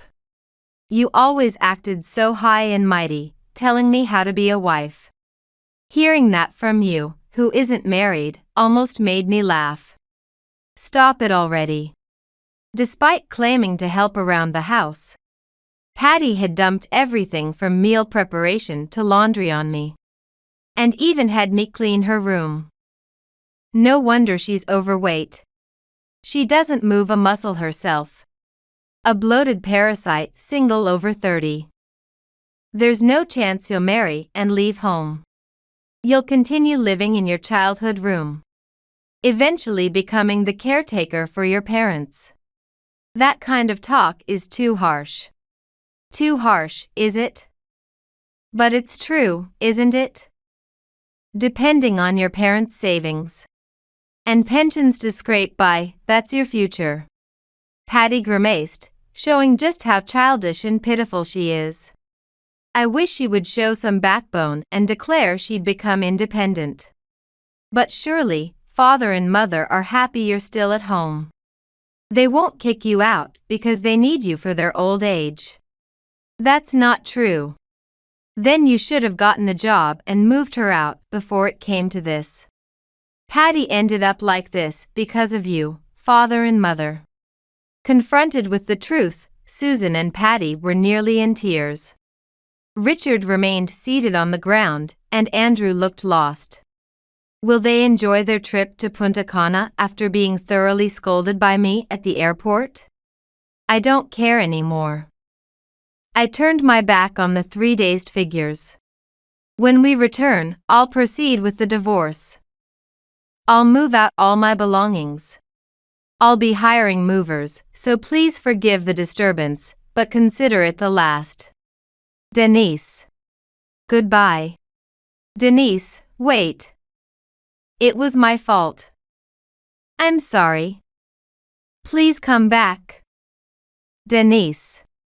Andrew's pleas no longer reach my ears. Today, I have a meeting with a hotel owner, a business contact. It's been a while since I was in Punta Cana. I'll enjoy some sightseeing in my free time. Stepping out of the airport, I was enveloped in bright sunlight. How refreshing. It seems like the Punta Cana sun is smiling at me, making me forget all the unpleasantness. There isn't much to say about Andrew and the others after the divorce. Andrew went to a mixer for divorced men and women, and seemed to have found a potential next wife, but, sadly, she ran off before they could marry, leaving him single again. He's now keeping a distance from his problematic family, living alone in a small apartment. Susan became the talk of the neighborhood as the woman who drove her son and daughter-in-law to divorce. She's looked at coldly at community gatherings and has become reclusive at home. As for Richard, after the underwear incident, he lost all his dignity, becoming a second Andrew. Distracted and disheartened, he fell off a ladder while trimming the garden, breaking his hip. Now retired and needing care, Richard is reluctantly looked after by Susan and Patty.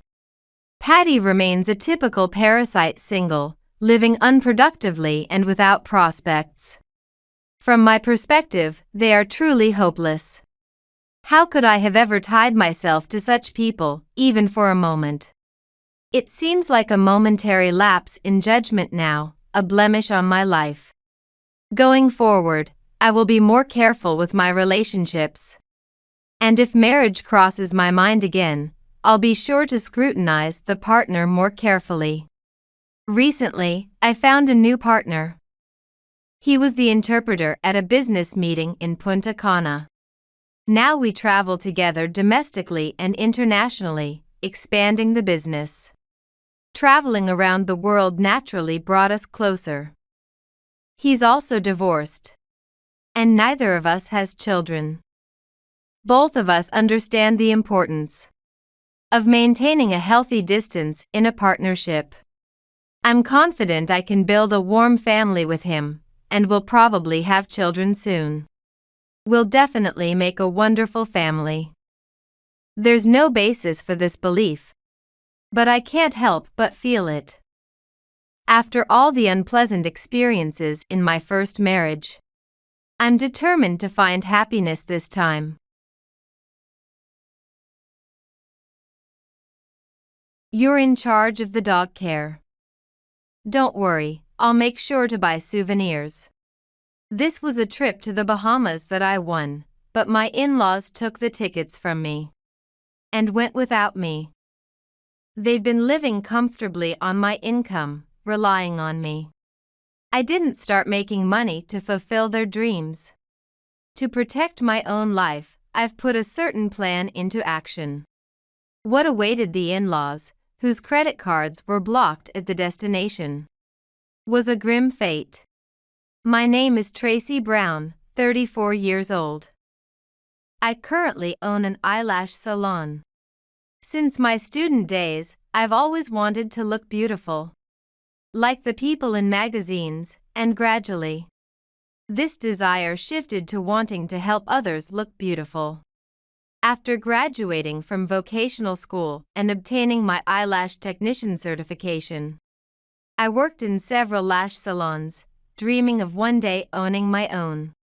It wasn't an easy path, but I learned the skills from senior lash artists and studied customer service and management while working hard and saving money to open my own salon. Thanks to my efforts, I was able to gather enough funds to open my salon when I turned 30. With support from many people, that year, I finally opened my eyelash salon. At first, I couldn't afford to hire staff and had to do everything, from treatments to store management and business operations, by myself, which was very tough. Gradually, as repeat customers started referring friends and word of mouth spread, the business took off enough to start hiring employees. Once the first salon was running smoothly, I set my sights on expanding. With the experience from the first store, I was able to expand to a second and third location, and now all three are operating successfully. However, having focused so intensely on work, I suddenly found myself in my mid-30s without having had any significant romantic relationships in recent years. The employees and customers at my salons were all women, creating an environment with no romantic prospects. Thinking, there's no way I can date in this situation, I begged a friend to organize a mixer in hopes of meeting someone special. However, it wasn't easy to meet the kind of person I had in mind, and I attended several mixers. It was at one of these mixers that I met Ned, who is 1 year older than me. Ned had a calm personality yet carried a creative aura, and I was drawn to him. As we talked more about our jobs, I learned that Ned was a landscape painter. Not knowing much about the profession, I searched online for his work and discovered that he was quite ambitious, holding exhibitions and selling his paintings online. Ned's paintings had a mysterious way of calming the soul. As I talked with him and viewed his art, I gradually fell in love and we started dating. After dating for a while, given that we were both in our mid-30s, marriage naturally came up in conversation. Although landscape painting doesn't always sell easily, and Ned was most concerned about financial stability, I resolved that as long as I could continue to earn well, there would be no problem. And we decided to get married. Meeting Ned's parents went smoothly. Both his father and mother were very kind and warm, making a great impression on me. When I was shown the room Ned used as his studio during the greeting, I was indeed surprised. The room was filled with canvases and paint, with splatters all over the floor and walls. Seeing this room, I understood why Ned had wanted to live with his parents. If we were to live somewhere new, one room would need to be dedicated to his studio in this condition. I was fine with living with his parents and readily agreed. However, that wasn't the only reason I decided to move in. I am a big dog lover, but I couldn't keep a dog in the apartment where I had been living.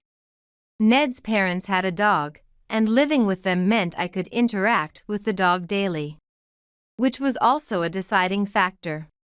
Although the wedding was squeezed into our busy schedules, we managed to have it with friends and successfully start our life living with Ned's parents. I was given the bedroom that Ned had been using. since I keep work-related books at my store.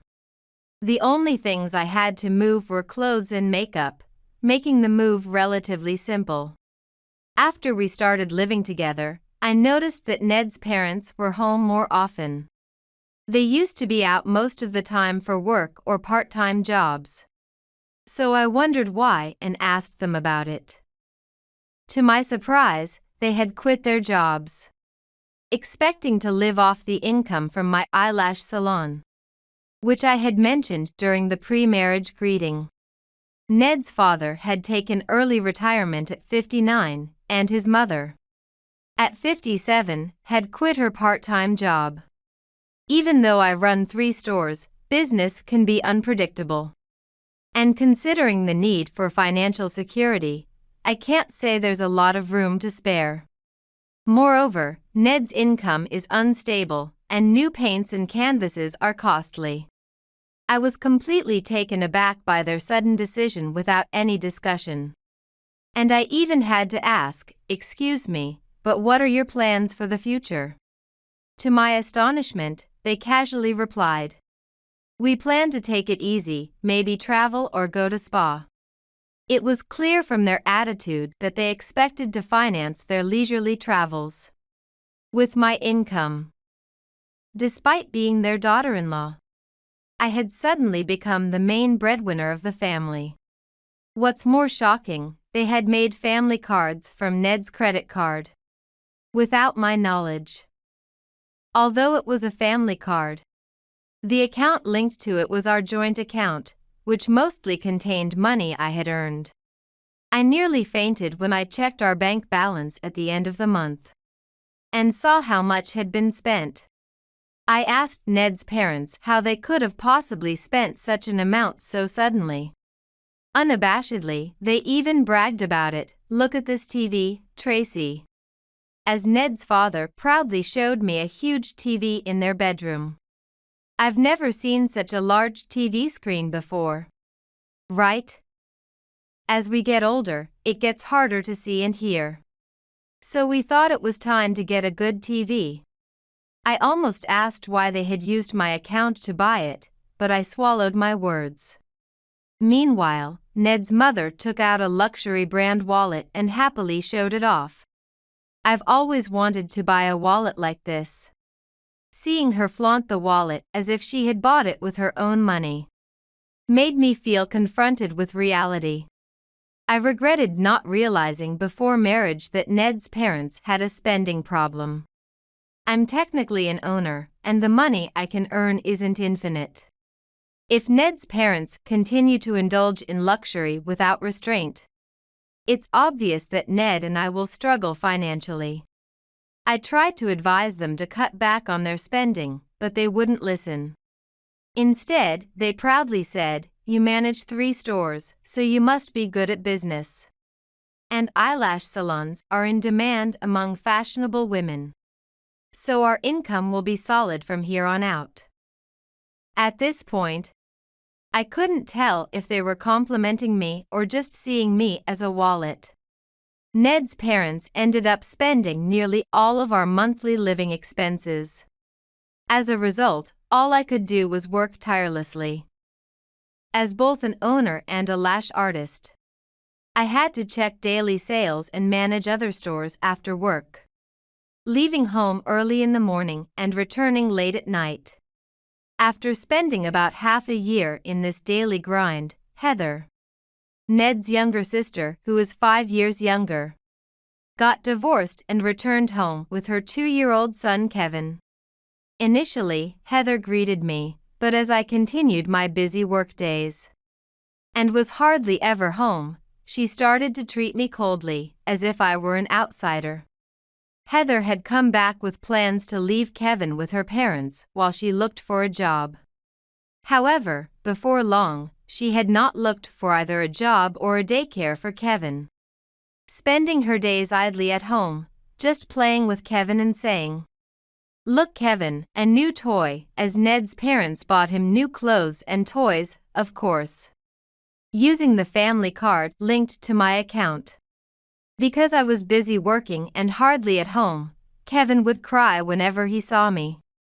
which only strengthened the alienating stares from Heather.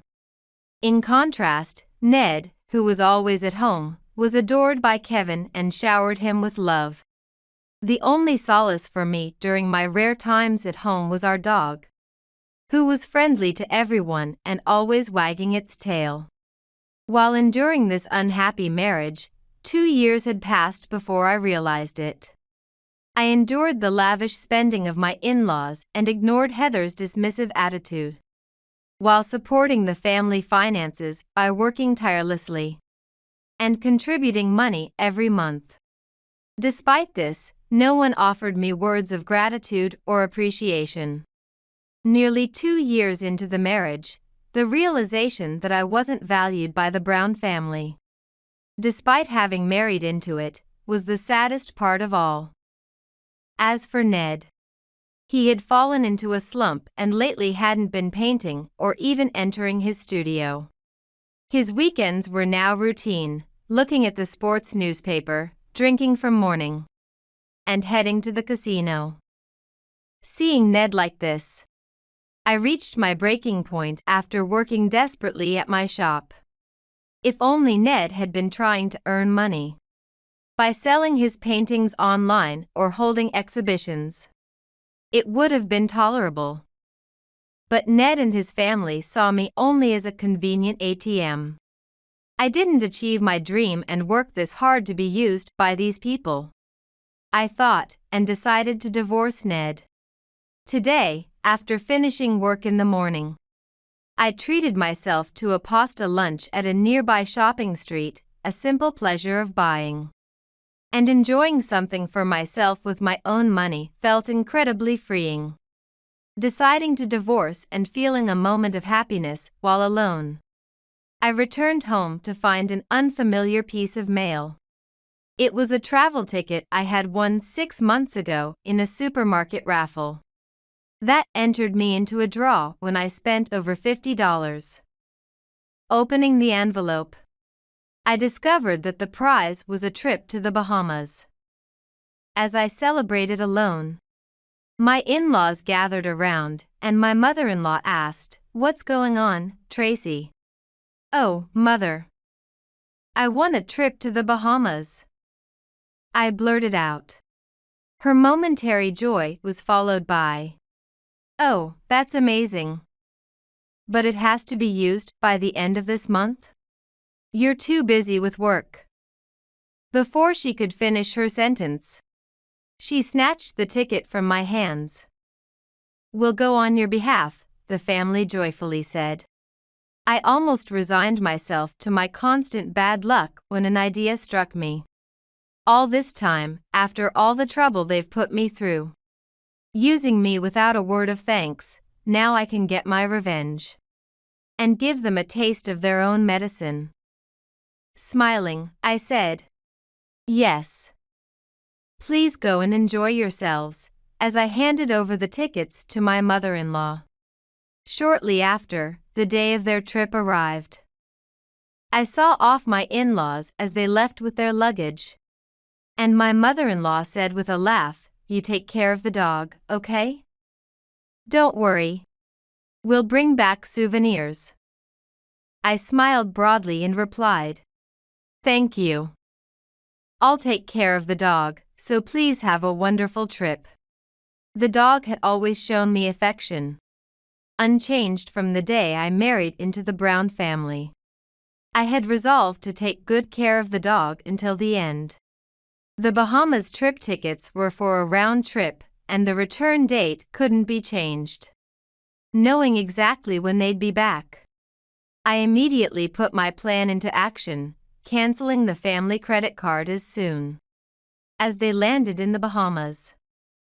"They'll surely be in trouble," I thought, feeling a sense of relief as I imagined their distressed faces. Soon after the cancellation, I started receiving a barrage of emails from Ned, and then from my mother-in-law and Heather.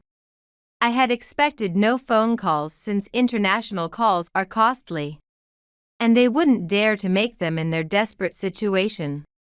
Handling the emails was easy, they didn't interfere with my work or my day off. Until their return, I luxuriously enjoyed living alone in the in-laws' house and began preparing for a new life by signing a lease for a furnished monthly apartment. I packed up unnecessary items to move to my new place, and all my belongings fit into one suitcase. Seeing how compactly everything fit, I realized how little space I had occupied in the Brown family. I went to the city hall, filled out the divorce papers, and signed them carefully. Throughout this time, I took good care of the dog, pouring my last bit of affection into the innocent animal. Finally, on the day they returned from the Bahamas, I fed the dog one last time, saying, "Thank you, goodbye. Take care," and left the signed divorce papers and a letter on the desk before leaving the Brown house for good. As soon as they returned to America, they called repeatedly. I didn't answer and eventually blocked the calls to avoid disruptions at work. After work, I returned to my new apartment and opened all the accumulated emails from Ned. The emails detailed their harrowing experience in the Bahamas caused by the credit card cancellation. On the first day, after enjoying a big meal at a famous local restaurant, they tried to pay with the family card only to find it declined. With no local currency exchanged, Ned and his father had to leave Heather, her son, and Ned's mother at the restaurant to find a currency exchange. They withdrew the last of their savings and barely managed to pay the bill. If both men hadn't been able to find an exchange, they might have ended up arrested for not paying. Though they had plane tickets, they had to find the cheapest accommodation since they couldn't afford their intended luxury hotel or even dine out, surviving on supermarket groceries and staying mostly in their hotel room. The emails were a mix of confusion about the card issue and concern that something had happened to me since they couldn't reach me. Upon their return, only the dog greeted them cheerfully. Discovering the divorce papers and letter, they finally understood everything. The anger within Ned's family exploded into a major argument. Ned's father had used up his retirement funds, and with no income, he was left to babysit Kevin. Meanwhile, his mother returned to part-time work, and Ned finally realized he couldn't live on painting alone and started a job. Heather, unable to afford daycare, had to rely on her father to watch her son while she worked. Reading through the emails, I found one from Ned pleading for a second chance. But I deleted all the messages without hesitation. No amount of money could make me return to that house. Now, I am enjoying a comfortable life alone in a high-rise apartment near my eyelash salon, contemplating finding a partner again someday, perhaps one as consistently loving as a dog.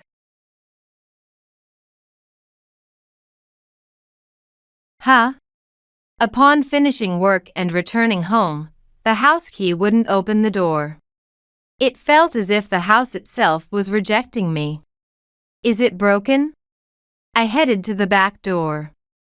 Yet, the key didn't fit there either.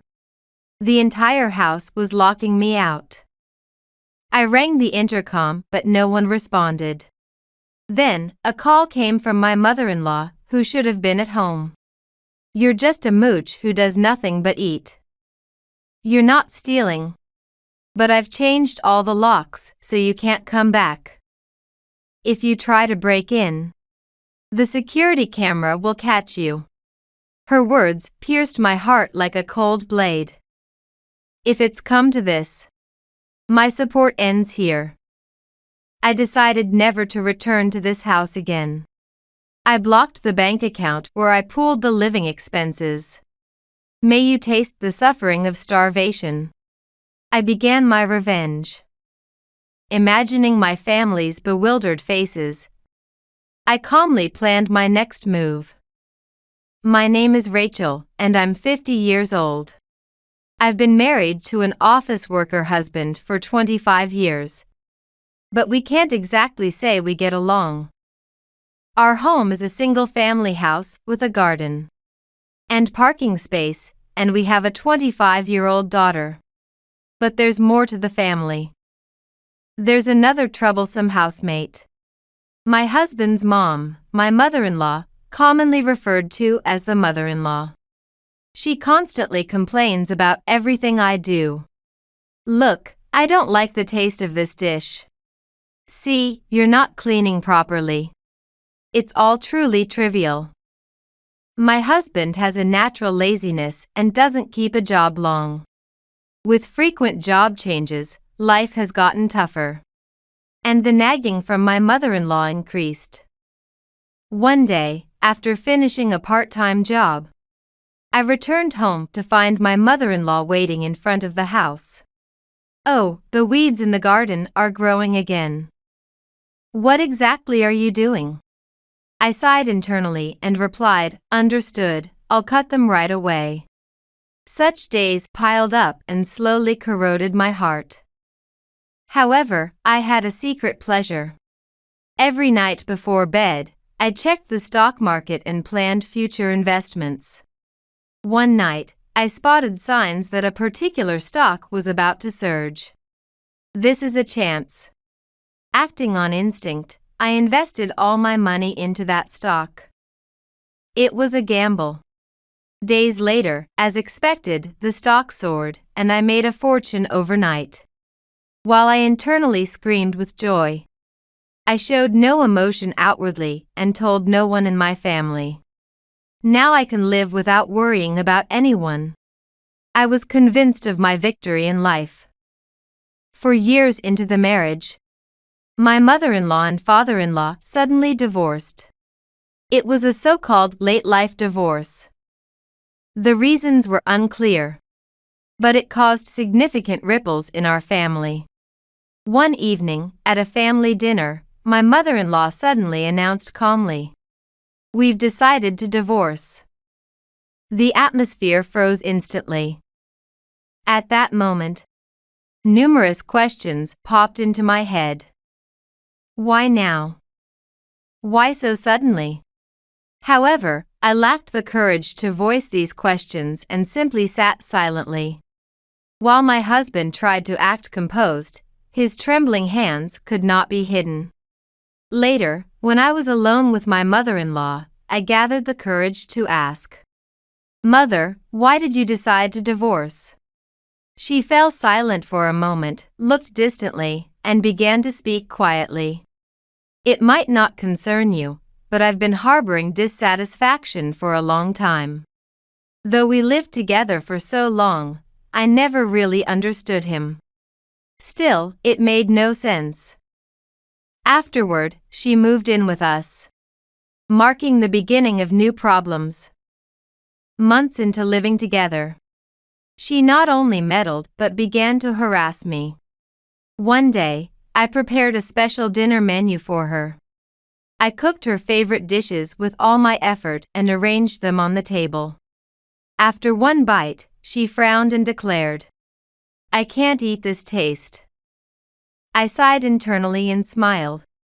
"I'm sorry, I'll try harder next time." Moreover, while I was cleaning, she deliberately scattered trash.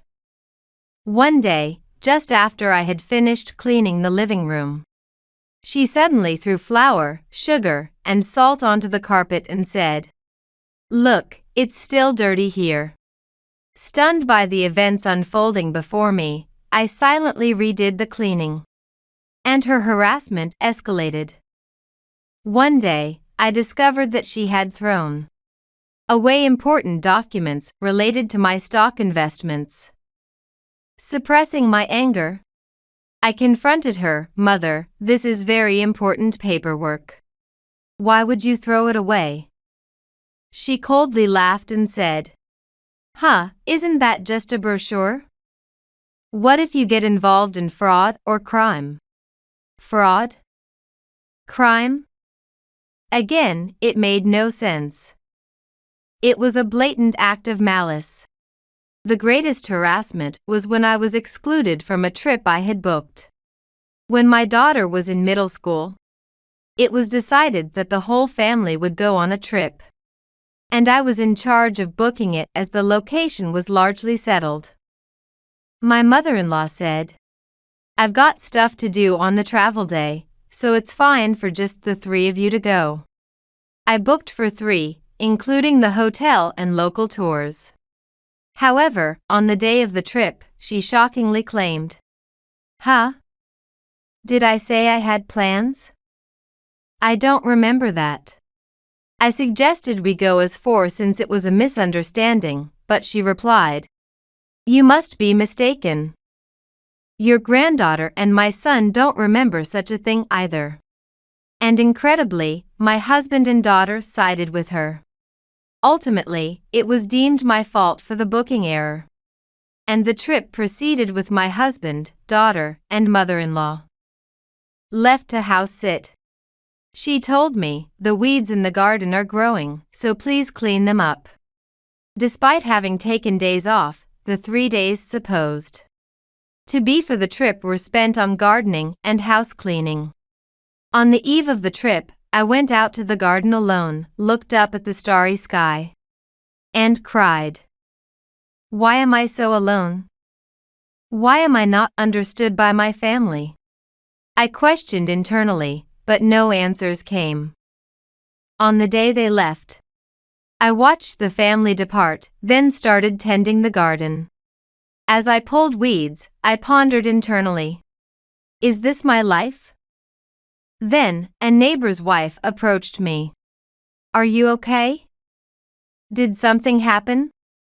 Holding back tears, I replied, I'm fine. Just a bit tired. That afternoon, I went to a nearby cafe alone.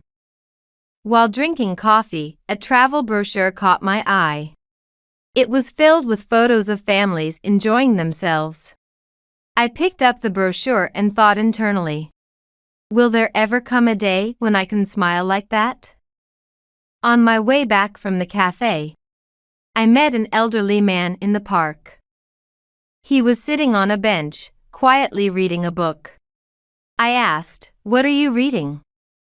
The old man smiled and said, this is the story of my life. I wrote it when I was young, but I still read it from time to time. Inspired by his words, I decided to write my own life story. Once home, I took out a notebook and began to record everything, the harassment from my mother-in-law, the cold attitude of my family, and my lonely feelings. Writing helped lighten my heart bit by bit, and gradually positive feelings began to sprout. I resolved to cherish myself more, to reclaim my life. Although I had been enduring my mother-in-law's harassment daily, there was one thing I couldn't bear. It was about my daughter. From a young age, she sided with my mother-in-law instead of me. At first, I wondered why, but I finally understood the reason. My mother-in-law had been secretly giving her money. My daughter was a first-year middle schooler, and her allowance was about $20 a month. I thought that was sufficient for a middle schooler, considering she also received Christmas money and other gifts. However, a girl her age probably wanted to go out and buy cosmetics. She had been begging my mother-in-law for money. My mother-in-law, being indulgent, gave in to her demands. Hey, Grandma, I ran out of money again this month. I'm afraid Mom would scold me if I told her, can you help me out? Oh dear, you're a girl after all. You must have things you want to buy. How about $50? That should be enough. Yeah, with that much, I can also hang out with my friends. Thank you. I accidentally overheard such conversations. Moreover, the amount she gave seemed to increase over the years. By the time she was in high school, it seemed she was giving her $100 a month. Although my daughter was old enough to work, she didn't bother. because she was confident in receiving money from her mother-in-law. Gradually, my daughter's attitude towards me became colder. One day, I saw my daughter and mother-in-law chatting happily in the living room. My daughter, showing off her new clothes, said, "Grandma, this adorable frilly outfit is super cute, right? I'm not telling Mom about it." Thanks. Seeing that scene, I felt anger rising within me. That night, I decided to confront my daughter seriously. "Why are you taking money from Grandma?" Surprised, my daughter responded, "Because Mom doesn't give me an allowance. And Grandma is kind." I sighed deeply and explained, "That's not true. Grandma is being kind to make Mom look bad." But I couldn't get through to her. "You don't care about me at all." Her words hurt, but I calmly responded, "That's because Mom is working hard to support the family." I then confronted my mother-in-law. "Mother, why are you giving money to my daughter?" She smirked coldly, "Oh dear, because you are stingy. I want to give everything to my granddaughter." I was speechless, but anger was burning inside me. Once, when I came home early from work during the summer, my daughter, who was at home, was talking with her grandmother. "How's Mom lately? Does she behave like a mother should?" "No, not at all. She never takes me anywhere, and it's always just work." "What? Just a part-time job and she works that much? Really? I keep telling her to quit her job and do housework, but she never listens. You've grown into such a good child, it's a shame about your mother." I was speechless. I never imagined my daughter felt that way. She had been in contact with her grandmother since she was little. Probably, years of influence made her believe Mom is the bad guy. Knowing my daughter was completely on my mother-in-law's side broke my heart. From then on, I stopped following any of my mother-in-law's instructions. I refused sudden shopping or chauffeuring requests. And I stopped doing housework that I had been forcing myself to do. Then, my mother-in-law began to ignore me. She wouldn't respond when I spoke. Yet she talked normally with my daughter and husband. Seeing this, my daughter started acting similarly, and my husband became distant. Alone in the living room, I opened a photo album. Tears fell as I looked at pictures of my daughter when she was younger. Those smiles were nowhere to be found now. I continued to question why I was so lonely, why my family couldn't understand me. Then, I decided to express my true feelings to my family.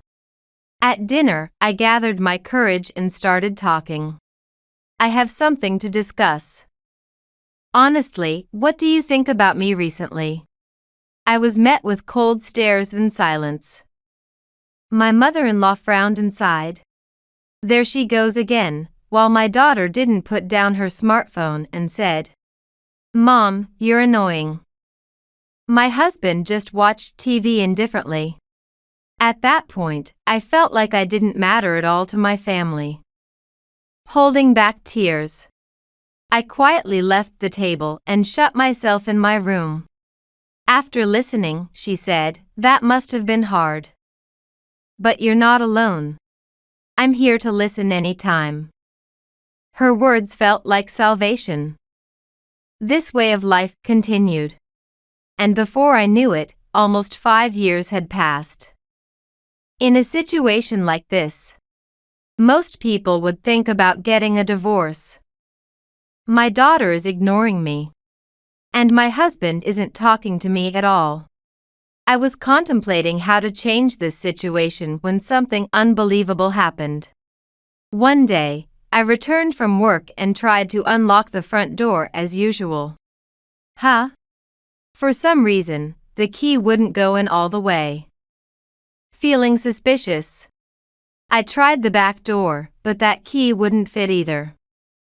I rang the doorbell, but no one answered. My mother-in-law was supposed to be inside. After a while, I received a call from her on my smartphone. When I answered, she said, "Please stop pressing the doorbell." When I asked her to unlock the door, she shockingly revealed that she had changed all the locks. "Why would you do that? I can't get in, so please open the door." "No way. This isn't your home anymore. You walked away from your job and don't talk to anyone here. You're not just mooching off us. Get lost before my son and granddaughter come back." She hung up abruptly, leaving me with no chance to argue. At that moment, I felt something snap inside me as years of suffering and humiliation rushed into my heart. Holding back tears, I sat on a bench in a nearby park and spent some time in a daze. That's when the elderly man who had been reading his life story that day approached me. "Are you okay?" Releasing some of my pent-up emotions, I replied, "I can't get into my house." He listened attentively and said, "It's important to talk to someone when you're having a tough time." His words slightly lightened my heart. Lost, I decided to go back to my parents' house for now. Fortunately, I had brought all the necessary items and valuables for work. I didn't need the clothes or accessories left at the house, but I needed a place to stay that night. I considered a business hotel, but decided to head to my parents' house, about a 30-minute drive from my home. My parents were surprised, but seemed happy to see me return after so long. "Welcome back. Have you been well? I'm glad to see your face." Despite the sudden visit, my parents were kind. My mother cooked my favorite hamburger steak, and my father bought some red wine. Touched by my family's kindness for the first time in a long while, I inadvertently cried during the meal. "Hey, what's wrong?" "Don't cry. I know something's up. But you don't have to talk about it if it's hard. You tend to overdo it. Don't keep it all to yourself. It can be easier if you let it out when it's tough." Encouraged by their kind words, I shared everything that had happened and discussed what I should do next. My parents listened silently until the end, but gradually their expressions turned grim, and my father clenched his fists until they turned red. After the conversation, "This is ridiculous. To do such a thing to our only daughter. And for her husband to do nothing even though his wife is suffering. What a heartless man. You've been enduring this for so long. It must have been hard. You don't have to endure it anymore. If you keep it up, you'll eventually reach your limit. If it's too hard, come back home. You can fetch your belongings later, just stay here for now." Since my parents suggested it, I decided to spend some time at home. That night, I was able to sleep soundly for the first time in a while. The warmth of my home soothed my heart. When I woke up the next day, my mother had prepared breakfast. "Good morning, did you get some rest?" I smiled and answered, "Yes, thanks to you." While having breakfast, I thought about the future. To overcome the suffering I had endured, I first thought about valuing myself more. A few days later, I resolved to contact my husband. "I have something to talk about. Can we meet?" He seemed a bit surprised, but agreed. The meeting place was a restaurant filled with memories from when we were dating. There, I opened up about everything I had been feeling. "It's been hard not feeling understood by you. And to endure harassment from your mother while being ignored by our daughter. I'm at my limit." My husband listened silently. After a while, he spoke quietly. "I'm truly sorry for not realizing how you felt. I'd like us to have a proper discussion. with my mother and daughter, so could you please come back home? However, I had no intention of returning. A few days later, a call came from home. It was my mother-in-law on the phone. I'm sorry about that time.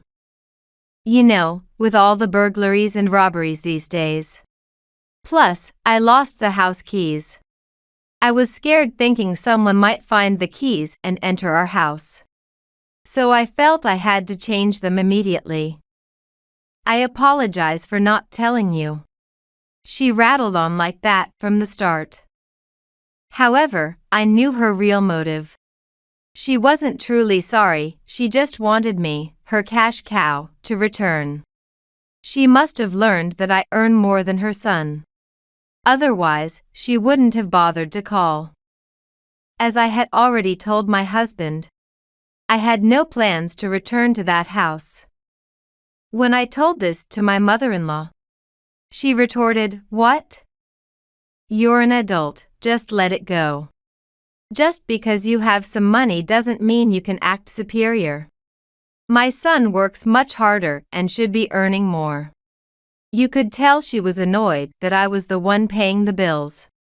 My husband had chosen to change jobs, but his new company was performing poorly, with no bonuses and a low base salary. He was drawn to a commission-based salary, but it hadn't worked out for years. Once, he had said to me, "It'll definitely work out, so please support me until then." It was a few years after we had both started working. Fortunately, I had income from stock dividends to support our family. As my husband requested, I had been supporting our family. Despite the sneers from my mother-in-law and being ignored by my daughter, I had endured. Despite knowing the situation, my prideful mother-in-law couldn't honestly acknowledge it and, instead of apologizing, declared that life would be fine without me. I had reached my limit. I decided to take a firm stand against my mother-in-law and declared, "I will not return home. I can no longer continue supporting the household finances. From now on, you must manage on your own." She hung up the phone in disbelief, but at that moment, I felt a sense of liberation inside. I reassured myself that this was the right decision. Afterwards, I devoted myself to my work and valued my personal time. I took up new hobbies like yoga and painting classes to refresh both mind and body. I enjoyed the time spent with new friends I had met. A month after I left home, a call came from my home to my parents' house. It was not my husband or mother-in-law, but my daughter. "Mom, where are you? Please come back soon. Things are a mess at home, and we're in trouble without you." What did that mean? After all the neglect, now they wanted me back quickly. But it seemed not because they missed me. After further discussion, it turned out they were struggling financially. I was not inclined to help my daughter at this point. She was already 25 and should know right from wrong. Yet, she had continued to ignore me. Moreover, because she hadn't studied well, she was unable to conduct a proper job search. Just when it seemed she might start working, she opted for part-time jobs instead of seeking full-time employment, thinking her casual lifestyle could continue since it had been feasible with just part-time work. Now, with me gone, living on my husband's income alone was difficult. My husband didn't know, but my income was nearly $1 million. I had achieved this by steadily investing in stocks, acquiring a small company, and becoming its president. I appreciated that my husband hadn't opposed my investment start. I had kept quiet about it because my mother-in-law would ridicule it, and my daughter would side with her. My husband's base salary was barely more than a new employee's. He was paid on commission for sales, but he was not good at sales, and it was hopeless to expect more than the base salary. Though I felt sorry for my daughter, I froze the bank account where I had pooled the living expenses and decided to starve them out financially. However, my revenge was not just about that. The single-family home we lived in was built with my funds. The mortgage was fully paid off, and I could sell it any time. I had already prepared for the sale and was close to securing a buyer. I thought it harsh to suddenly tell them to get out. So I informed my daughter over the phone. I intend to sell the house, so move out soon. I won't assist you financially. And I plan to divorce your father. I have evidence of all the harassment I've endured. I've sent the divorce papers, so please sign them quickly. What? I have to leave this house. Where am I supposed to live then? I hardly have any money, and I'm not even eating properly. I don't care. You're an adult. You should figure that out yourself. My daughter seemed to want to say more, but I didn't want any further involvement. And hung up the phone. I didn't intend to abandon my daughter. But her past behavior had been so terrible that I felt no emotion. I went to a nearby park to have some quiet time to think. As I sat on a bench, listening to the rustling trees in the wind, I considered what to do next. At that moment, an old friend happened to visit the park and spotted me. Fancy meeting you here. What's wrong? You seem down. I shared my current situation and confided my troubles. She listened sympathetically and said, "That's really tough. But you're strong, and I'm sure you'll get through this. If you need help, just let me know." Feeling saved by her words, I resolved to look forward again and walk forward. Afterwards, I reassessed my life and set new goals. I started small by participating in local volunteer activities. Interacting with community members helped me regain my sense of self. I had notified my family to move out, but there was a concern they might stay. However, perhaps due to concern about appearances, they moved out before the house was sold.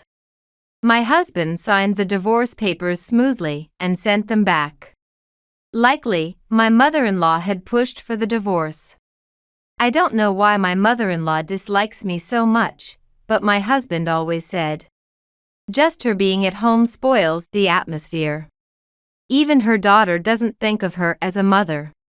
And there's no point in you being with her either. You could advance much further without her around." My husband knew that I was the one supporting our family financially.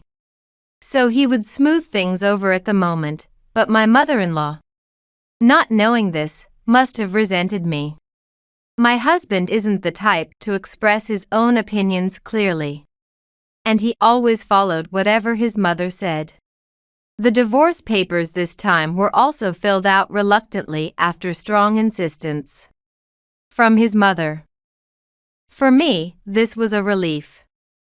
If he hadn't agreed to write the divorce papers, it could have led to a lawsuit. To avoid a lawsuit from my husband, I sold the house and gave him half of the proceeds.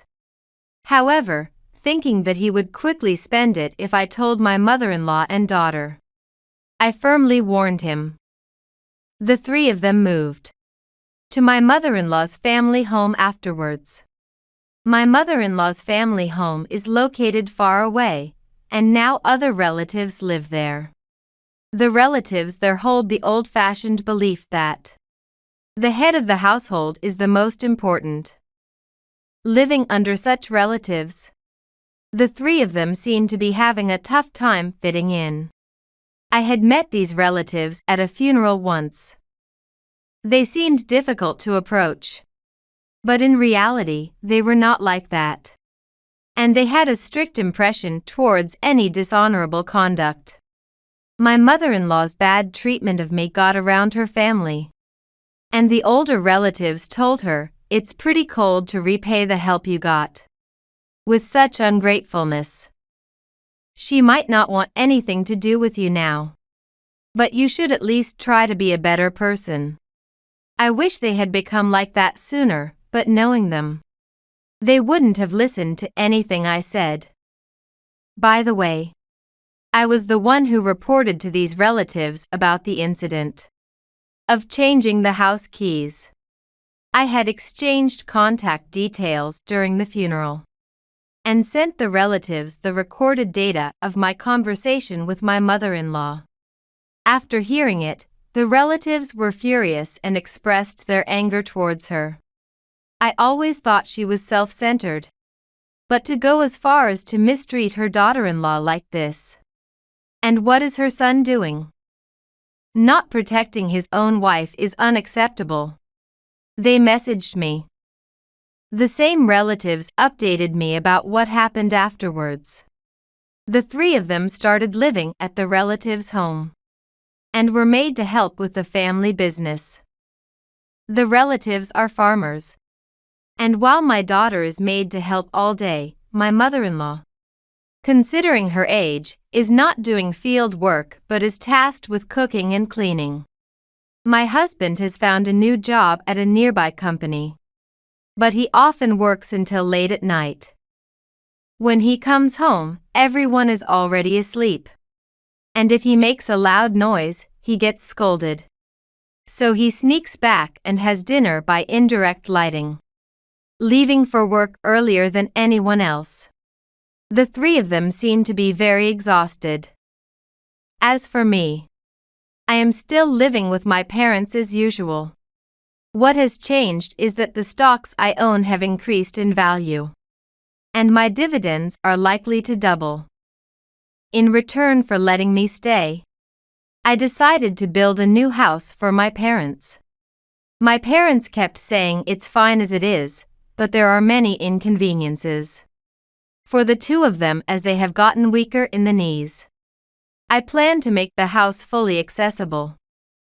Although my parents were quite hesitant, they became interested after I kept showing them the builder's materials. This kitchen looks easy to use. Here's the fridge, and here's the microwave. Is it really okay to have such a big house? It's generous of you to even include a study for me. Of course. I am grateful to have been born into this family. I haven't been able to do much for you so far, so let me do at least this. Saying that, my parents were moved to tears. Then a new life began. It was like the calm sea after stormy days had passed. For the first time in a while, I took a deep breath and started to envision my future. First, to heal my emotional wounds, I planned a solo trip to a place I had always wanted to visit, Montana. It was the season when the autumn leaves were beautiful, and I felt as though my soul was being cleansed by the scenery. During my stay, I decided to stay at an old hotel. The owner of the hotel, as if she could see right through my heart, treated me with great kindness. Through conversations with her, I learned that she had similar experiences. She quietly began to speak. I too once found myself in a similar situation. I divorced and started a new life. But what I learned from that is the importance of valuing oneself. I nodded deeply at her words. Valuing myself, that was my new starting point. One day, at a neighborhood event, I ended up having a barbecue with some acquaintances. The people I met there were all very welcoming. Among them was a woman who volunteered at the local community center. She encouraged me to join the activities at the center. I made many new friends, playing with the local children, and being a companion to the elderly filled my heart. It was a moment when I felt my previous hardships were rewarded. In my new life, I valued my own time and became deeply involved in my hobbies. I started attending a painting class and felt joy in creating art with my classmates. I also participated in a book club held at the local library, Finding Peace in Literature. During an event at the community center, I met a man who was also volunteering for the good of the community. We hit it off immediately and talked for a long time. His kindness and enthusiasm deeply resonated with me. He taught music to local children, and I was captivated by his passionate stories. Supporting the dreams of these children is my greatest joy, he said. At his words, I felt my heart warming again. I enjoyed my new life while rediscovering myself. Life can be hard, but by overcoming it, new paths will always open up. After finding myself again and starting a new romance, I felt that thrilling feeling in my chest for the first time in years.